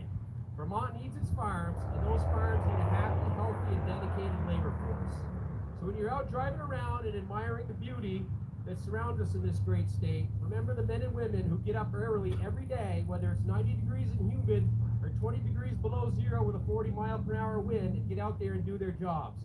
Farm workers are an integral part of the communities in this state, and I would like to extend a heartfelt thank you to each and every one of you.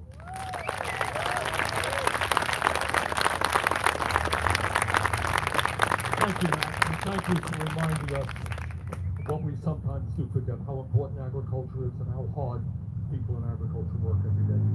All right, what I want to do now is open it up. Katie, we have some microphones down there.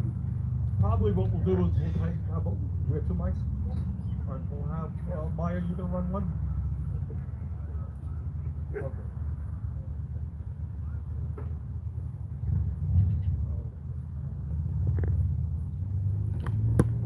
Did that man just seriously say that Ben & Jerry's pays a premium provided that the farms pay a minimum wage? Raise your hand and we'll try to get to you. I mean, like, are they paying under minimum wage? All right, and maybe if you could line up somewhere near Freelanders. Right there, right there. Okay. Great, you got somebody? Yeah. Thank you for being here, Bernie. We've talked about healthcare, environment, social justice, etc.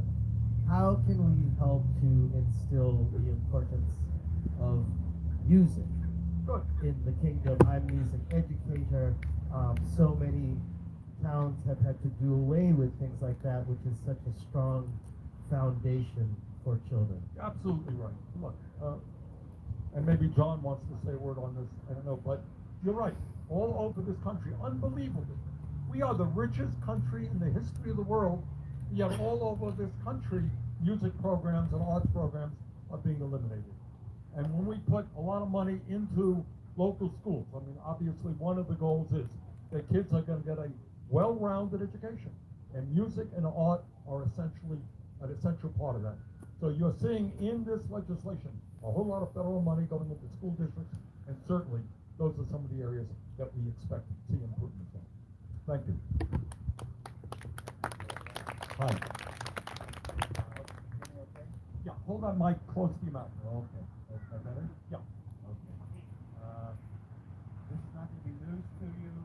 It's two tasks I have for you. The first one, it's not a crisis, it's an ongoing thing, and that is the Social Security Fund. And I know that you know, but maybe you could explain some more, the simple way to make sure that that goes on forever by raising the cap. And the second thing is, my question has to do with student loans, and even student loans that are federally guaranteed for private lenders do not have a usury rate on them.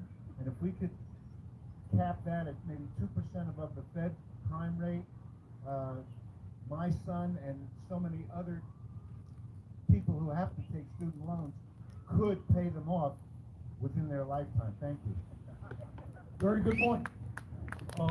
You know, when we talk about the absurdity of some of the things that take place in this country, we are telling our young people, you got to go out and get an education in order to get a good job. Oh, by the way, you're going to have to go $50,000 or $100,000 in debt. To me, that's pretty crazy. And that is why I personally believe we should make public colleges and universities tuition-free and cancel all student debt. this bill goes a little way, doesn't do everything that I want. 2 years free community college will be a big help. The climate corps will provide, if I have anything to say about it, the ability to students to get money to deal with student debt. But it's an ongoing issue. In terms of Social Security, you're right. Right now we have a system, as you may know, where I think the amount is about 130,000 now. So somebody makes $1 million, somebody makes 130,000. They both contribute the same amount into the Social Security Trust Fund. We want to lift that cap and have wealthier people contribute their fair share into it. Thanks. Okay, sir. Yep, thank you. One question that really involves every citizen, including the kids that have not been born yet. But states, cities, and towns have budgets they have to adhere to. Over 28 trillion of U.S. national debt, 150 trillion of unfunded liabilities. How are you planning to, one, create a balanced budget, and two, begin to pay down the national debt prior to an economic collapse?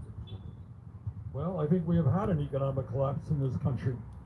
When you have people lining up in cars to get food, that's an economic collapse. When you have double-digit unemployment, that's an economic collapse. When kids can't afford to go to college, that's an economic collapse. When you got 90 million people who are uninsured and underinsured, that's an economic collapse. When we are dealing with climate change right now, you see what's doing right now. It will get worse in years to come. And if we don't deal with that, the economic situation will become much worse. So I do hear you. The debt is a serious problem. In the legislation that we're working on right now, the $3.5 trillion bill, it is my intention, and I'm not the only person in Congress, but it is my intention to see that it is paid for 100%. And that I do believe we have got to continue to chip away at the national debt. But it comes down to priorities. As I think you may or may not be aware, we have spent over $5 trillion on the so-called war on terror. We have huge military budgets. We give tax breaks to the wealthiest people in this country. So I think what we've got to do is begin paying attention to the needs of working families at the same time as we deal with this serious national debt. Hello. Can you hear me? Loud and clear. All right. So my name is Chelsea. I work up at JP. I see a bunch of other JPers here. My question is, if we have been, not only JP, but every town on the Canadian border has been struggling very, very hard. Very hard. My question is, where do you stand on the current closure from our side? And I know our current thought has been talking with President Biden, but what are our plans? I know We tried, look, I mean, it's a two-country issue. I think we should open up that border as quickly as we can and as safely as we can. Look, I know that especially that border closing has really impacted the economy. So we are moving on it. All right? Thanks. Senator Sanders. Yes. Sergeant First Class Retired Joseph Chichi, United States Army. Thank you. Last year, our lieutenant governors, both of them, had a plank to reduce or eliminate the tax liability on Social Security and military pension. I took that $1,400 you gave us and turned it right back to the government to satisfy my tax liability. Do you foresee the federal government enacting anything along that lines to lighten the burden on the retirement of the military and senior citizens across the Joseph, thank you very much for your service, and I think you make a good point. I think you make a very fair point. There are a lot of men and women who put their lives on the line who are hurting financially, and I think we have got to do everything we can to support them. So yes, I am supporting them. Last winter there was a lot of discussion about it is not moving as quickly as I would like it. The president is not going as far as I would like it. I think you will see some relief in some respects, but it is an issue. Look, my own view is, you just heard me say, you go all over this state, you go all over this country. You have people who can't buy a home, people who don't want to have children because they're paying off outrageous levels of student debt. For what particular crime did you commit? You got an education, and we wanted you to get an education. So my own view, as I've said many, many times, cancel all student debt. It's an expensive proposition, but I think it's the right thing to do for younger people. That is not where we are right now, but it is an issue that I can tell you is being discussed every single day. You'll see some relief, not as much as I would like. Senator Sanders. My name is Gail. My question is on drinking water. I know in some places it does get contaminated. It happens at my mother's place. My question is also, will they cut back on the fracking or maybe eliminate it a little bit so more people won't have to worry about their drinking water? Now, I would eliminate fracking tomorrow. I mean, that's my own view. And I think in this bill, you are going to see a very strong effort, not only to cut carbon emissions in all respects, but to deal with pollution as well. I mean, we have to worry about water, and so we are moving in that direction. There is, needless to say, strong opposition from the fossil fuel industry. But I absolutely agree with you. I think it's just counterproductive of what we want to do as a nation. Senator Sanders, Chairman, thank you so much for hosting us, letting us know the... Usually in Vermont, I'm called Bernie. Bernie! Washington, a little bit more formal, but... Thank you, Bernie, for hosting us and letting us know all the good work you're doing in Washington, especially the last few weeks, and coming to hear our concerns. Now, here's one of mine. This weekend, millions of people will be losing their federal pandemic unemployment insurance. How will you use the budget reconciliation to help repair a broken unemployment system? Thank you. You're raising a very important issue, and on top of that, we're dealing with the eviction issue as well, which is a big issue. I can't tell you that it is being dealt with in the reconciliation bill, but it is an issue that I think has got to be addressed. There are parts of this country where unemployment remains very high. For various reasons, people can't get jobs. We've got to protect them.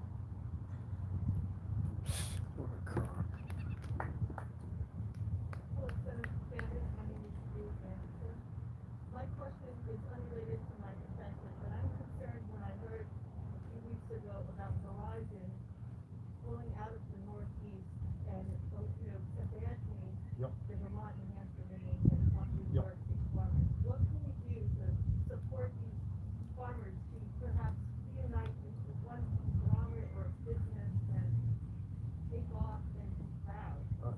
Everybody knows what she's talking about. It's a serious issue. Bobby, you want to say a few words on that one? Bobby probably is more abreast of what's going on than I am.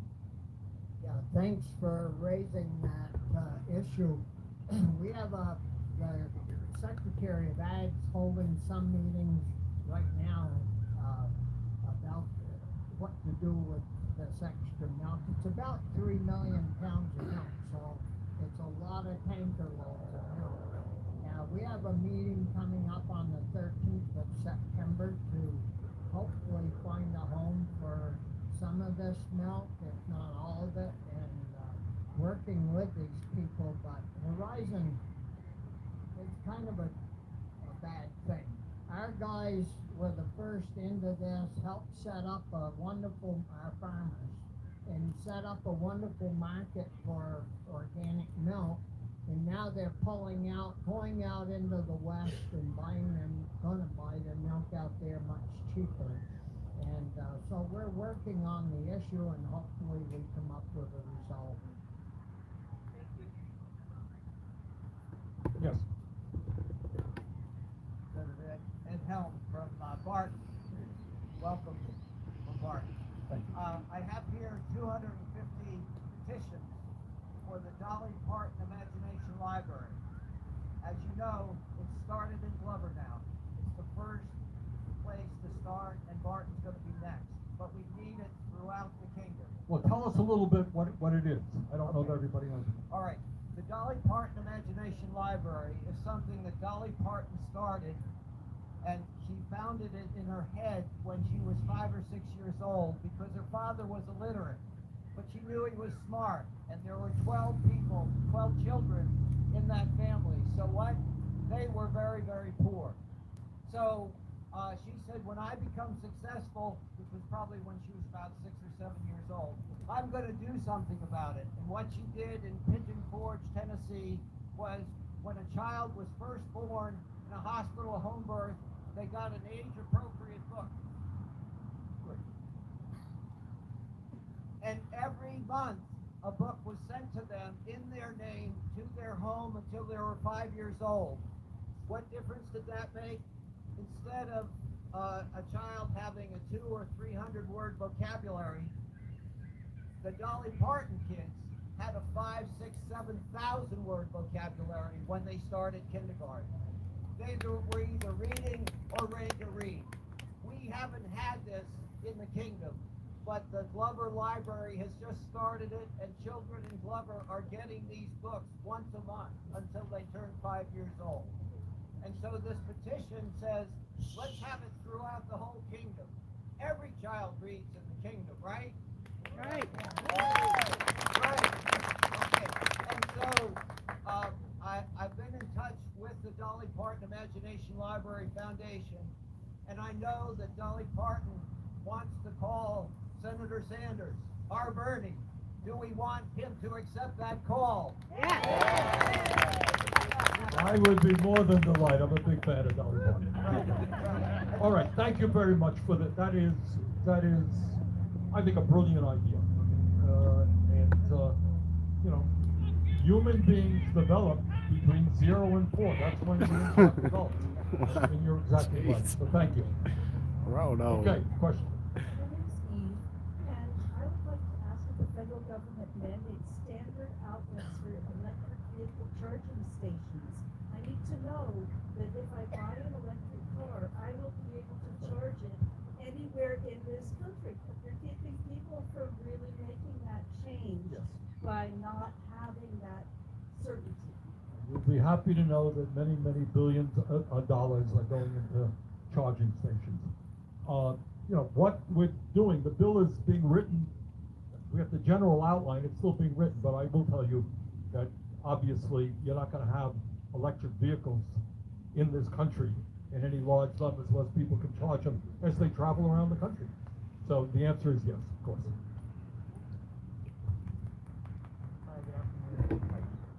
Yes. I was wondering if there's anything in the bill or within affordable housing or Good. And not in the civilian climate code. Well, that's one of the issues I didn't touch. We are making the law in this bill. We're going to make the largest investment in low-income and affordable housing in American history. So there's going to be something, I think the latest count was over $300 billion going into low-income and affordable housing. So, and that will put a lot of people to work. So that is in the reconsideration. Yeah. Good afternoon. My name is Sheila. I've been in touch with your office, Senator Sanders, and your office, Senator Starr, about the closing of some of our COVID testing sites in the state of Vermont. When I had to get a COVID test, I had a 90-minute round trip that I had to make. Now that our students are back in school, and several of them are being sent home to quarantine until they can get the right test, I feel like it's a financial burden on our families and our students' sake. So I'd like our office and your offices to emphasis on making sure the testing sites are reopened.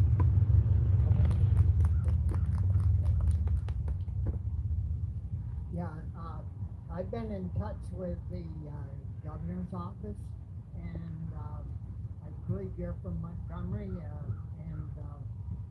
the governor's office is going to get people onto that and try to get the office reopened in Munisburg, and look at other areas in the state where it's been closed and it's creating hardship.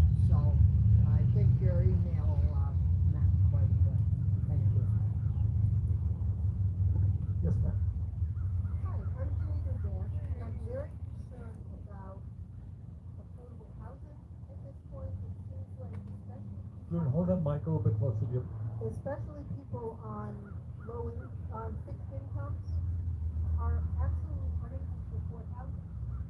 And I'm really excited to be saying that money's being appropriated, but I would like to see us find a way to appropriate it that creates some possibilities, because some of the systems we currently have isolate low-income people with other low-income people and don't create the kind of multi-income level community. I agree. And so I'm looking for how is the money going to be dispersed? I think primarily many of those decisions are going to be made at the state and local level. But I agree with you. You don't want to segregate low-income people. But I will tell you that there will be the largest investment in American history in low-income and affordable housing.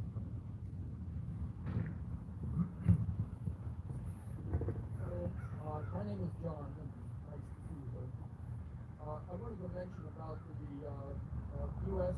immigration policies and have your point of view on that. A lot of people are doing DNA testing now, and they see that immigration has taken, or migration has taken place for all the time. Migration has taken place. I think it's a national embarrassment what this country is doing at the border in terms of damage to families, to children, and I think that we have to remember that the United States contributed to many of the causes of the migration that we're seeing at the southern border now, both through our foreign interventions in the Central American countries, as well as the climate change problems that these people are facing with drought and so forth. We also need to, from my point of view... Ask the question if you could, John. Okay. Thank you. I spent some time in Mexico, and I see the damage of the deportation. So my other issue is how can we stop ICE scooping people that are not dangerous in this country and deporting them? Thank you for your question. It's an important issue. The immigration system is clearly broken. One of the things we are trying to do in this reconciliation bill, and why reconciliation is so difficult, is there are certain, you just cannot do anything you want to do under normal legislation. And the reason we have to go this route, it's the only way we can pass significant legislation with 50 votes. We don't have 60 votes to do the things that I've been talking about. But immigration reform is built into the reconciliation bill right now. I hope it stays there. And that is a movement toward citizenship for many, many millions of young people, people in the DACA program, other critical workers. And second of all, I know this, immigration is a controversial issue. But I think if you talk to people in the legislature, you talk to the governor, what they will tell you is that right now, in our state, we have a major worker shortage. And that immigrants are helping us. Family farms survive right now without immigrant labor. So we got major crises in dairy right now without the labor they have, we'll probably throw in the towel. Right? And that's true all over this country. So you raise an important issue. We are hopefully going to be able to deal with it in this bill. Got to go through a parliamentarian. It's a complicated process. And the other issues raised, there you go, I think parliamentarian. we made some progress. We've got a long way to go. Thank you for raising that. They can fire the parliamentarian if they Brent. wanted to. They can replace him. I appreciate everything. This country around the world that are overwhelming. But the immediate concern that I have is the assault on our democracy and voting rights in this country. Yep. We have this tiny little window to get these things done. And I think extending that window is imperative. Otherwise, anything that happens in the next year and a half will be gone, and it might be gone forever. Well, your first name is? I'm Kim Heineken. Kim? I live in New Haven. Kim, thank you for raising that issue, because you're right. I couldn't agree with you more. What Kim is talking about is a very, very frightening situation in America. And that is a real assault on the foundations of American democracy. And what we're seeing in Republican state after Republican state, in Georgia, in Texas, and in other states, is a very calculated and deliberate effort to deny people the right to vote. Simple as all that. Look, we are, I won't go into all of the details, because as I said, we only have 50 people in the Democratic caucus. We have met with legislators from Georgia who came to the Democratic caucus and talk about what's going on in that state, met with people in Texas. We're doing our best, but we do not have, not every member of the Democratic caucus is of like mind. If I had my way, we would repeal the filibuster, and with 51 votes, we would address. There's legislation, as you know, that's out there that would address these issues. At this moment, we don't have the votes to pass it. That's all true. But thank you.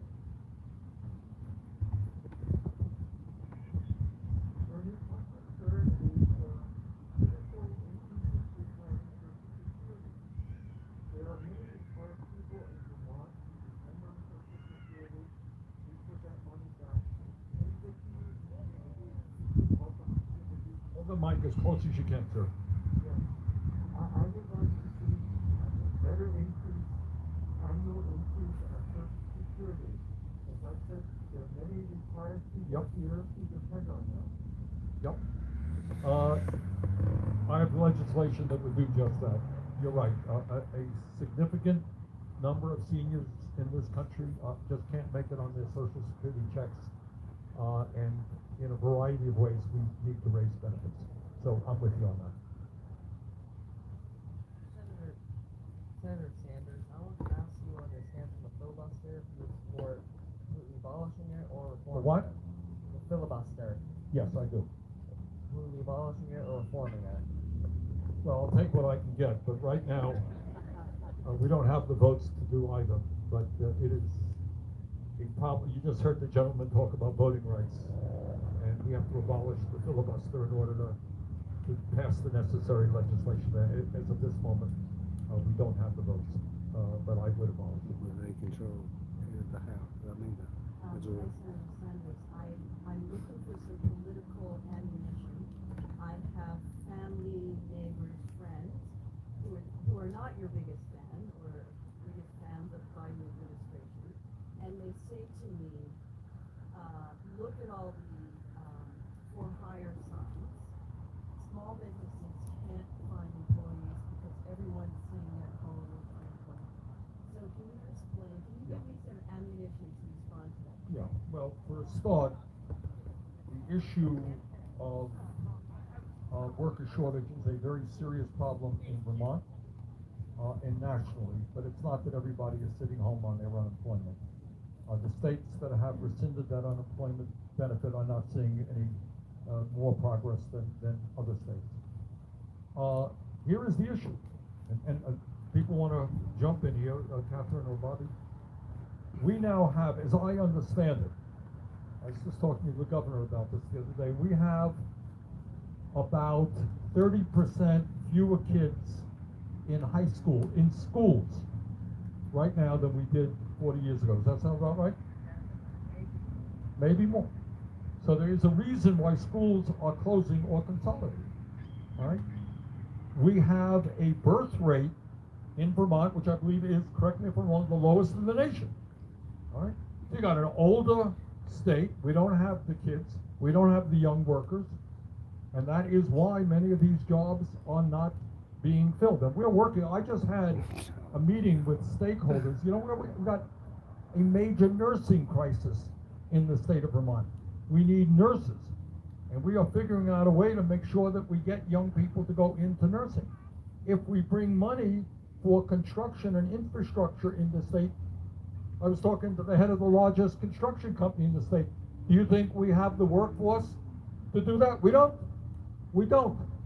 So the problem, trust me, is not the people. I'm not going to say that, you know, there aren't some people who abuse it. I'm sure there are. But by and large, we don't have the numbers that we need. And I think we could do a better job in getting kids who choose not to go into college into the workforce more directly at good wages. All right? You know, I'm told there are construction jobs that are now available for at least $20 an hour. It's not bad. So we got to do a better job at that. But the answer is a lot deeper, you know, than just, you know, high unemployment benefits. What we did with high unemployment benefits is in the midst of a terrible crisis, we saved a lot of lives. We gave dignity and security to people who desperately needed it, and I have no apologies for doing that. Okay, sir.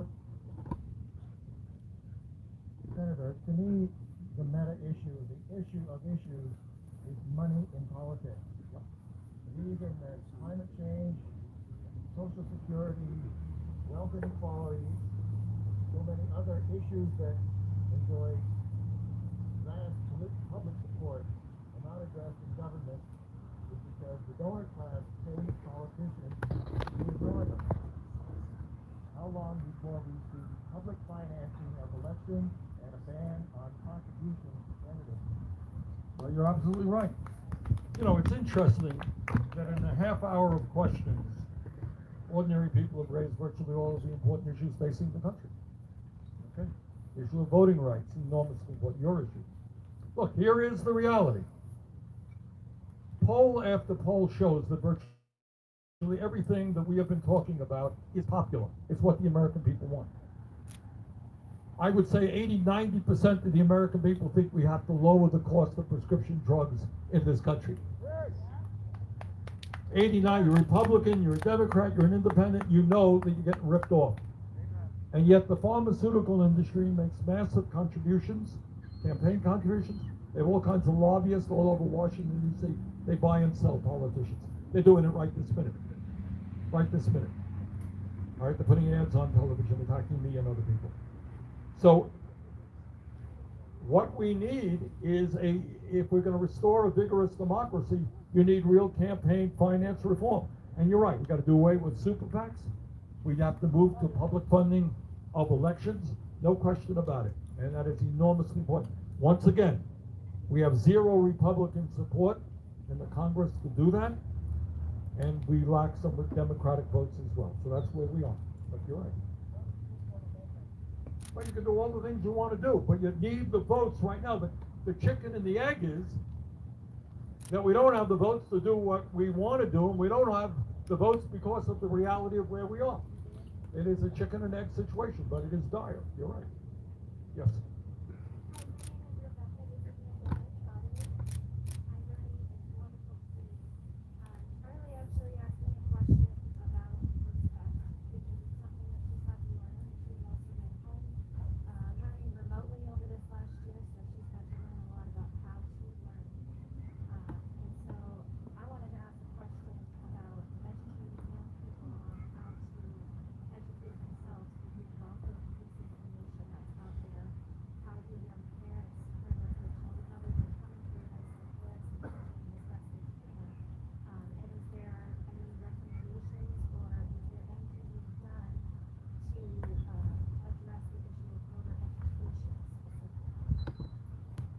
Well, Rebecca, you asked a very important question. And Charlie, how you doing? All right. So you had a rough year at home, huh, Charlie? Are you going back to school yet? I'm already in school again. All right. Good. All right, look, Rebecca, these are all of the profound questions that we have to deal with. I mean, it just, before we even get beyond education, look at the vaccine situation. There are people out there who will die or get very, very sick because they saw something on the internet which is totally off the wall, and they believe it. And you got millions and millions of people who, have really are into conspiracy theories and everything else. I wish I could give you a magical answer. I mean, and that's why I do meetings like this. But we have to approach it in so many ways. Does the media do the kind of job that it should be doing? No, it does not. But I think, getting back to your question, I'm an old adherent, a believer in things like civics. Most young people don't know what the Constitution of the United States is about. They don't know how democracy works. And we got to get back to that as well. Hopefully, John, with the money we give you, could make sure the kids up here learn those things as well. But it's a real serious problem. All right, maybe one or two more questions. Yeah. All right, and let's end it with the person in red there, behind you. Yeah. Hi, Bernie. Yeah. Bernie, my name is Ben, and I'm from the Northeast region. And I had a question for you today. Can you hear me all right? Yeah. About just the Medicare for all single payer, and would that be a couple questions? Would that be in addition to what people's healthcare plans are now? And that's just a point of clarification. And then my other question is about the opioid epidemic and about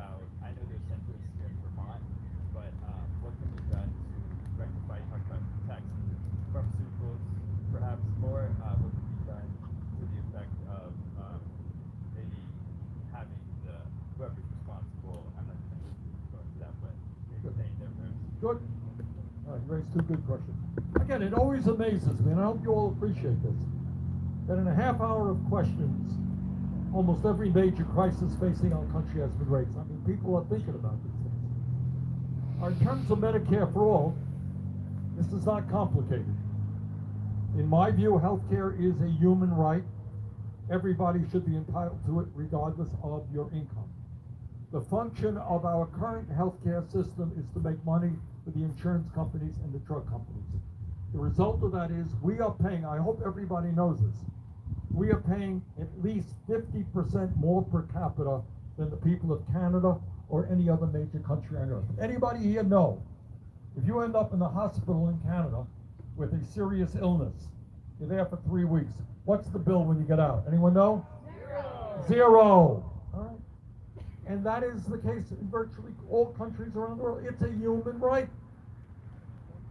So what we have to do, in my view, is have one public system called Medicare, which covers everybody. We negotiate prescription drug prices. You can provide health care to every man, woman, and child for less money than we're currently spending. So that's my view. In terms of opioids, it is an epidemic, man. It is a very serious problem. It got worse because of the pandemic. You raise an issue. Here's the corruption. You want to talk about corruption in the pharmaceutical industry? Some of you may have read, anybody read about Purdue, the big giant opiate company? They knew, the evidence is clear, and they were, in a sense, it was proven. They actually knew that the opiate that they were selling widely all over this country was addictive, and that the people who were buying it were not dealing with pain, that it was a drug. And they kept selling it. They knew it, and they hired more salesmen because they were making a fortune addicting people. They were, for all intended purposes, heroin pushers. You know, heroin pushers give you free heroin, get you addicted, and then they make money. That's what these guys were doing. And they made huge amounts of money. They were finally caught. They're paying billions of dollars in fines. Whether it's enough or not, I don't know. But, you know, that's some of what's going on. And Vermont, by the way, does better than most other states, but we still have a long way to go, I think. All right, last question. Yep. Last question, I think. Right there. I didn't get it. Good. You know what I mean? Grade? A little bit, maybe. Yeah. Your question? How was the flooding? How bad was it? The what? Flooding? Yeah. Very bad. And unfortunately, a number of people around the country have died, and I worry about future floods as well. Thank you for the question. All right, is that it? No. All right, got one more last question. So I was just disappointed to read that the Biden administration opened up 8 million acres of the Gulf for drilling, and the Biden administration is being sued, so taxpayer money is being used to defend that. What mechanisms are being looked at to hold the, fossil fuel not accountable, but the sin tax around what they're paying to finance the infrastructure for electric charging stations, Yes. subsidies on electric vehicles, instead of us paying to defend drilling? But we should not be paying to defend drilling. Look, I am on board legislation which recognizes the fact, just similar case with the the drug companies, who knowingly pushed a product that was killing people. The fossil fuel industry has known for decades what their product is doing, and they kept doing it, and they lied to the American people. Should they be held responsible and pay for that? You're damn right they should. And I'm on legislation that would do that. All right, listen, I want to thank all of you for being here. This is called old-fashioned democracy. I appreciate your questions, and I'm impressed. I mean, these questions were great questions. You're asking, in my view, the right questions. So let us go forward together. We have major challenges. I think if we stand together, we're not only going to deal with those challenges, we're going to make this country a better place in which to live and work. Thank you all very much.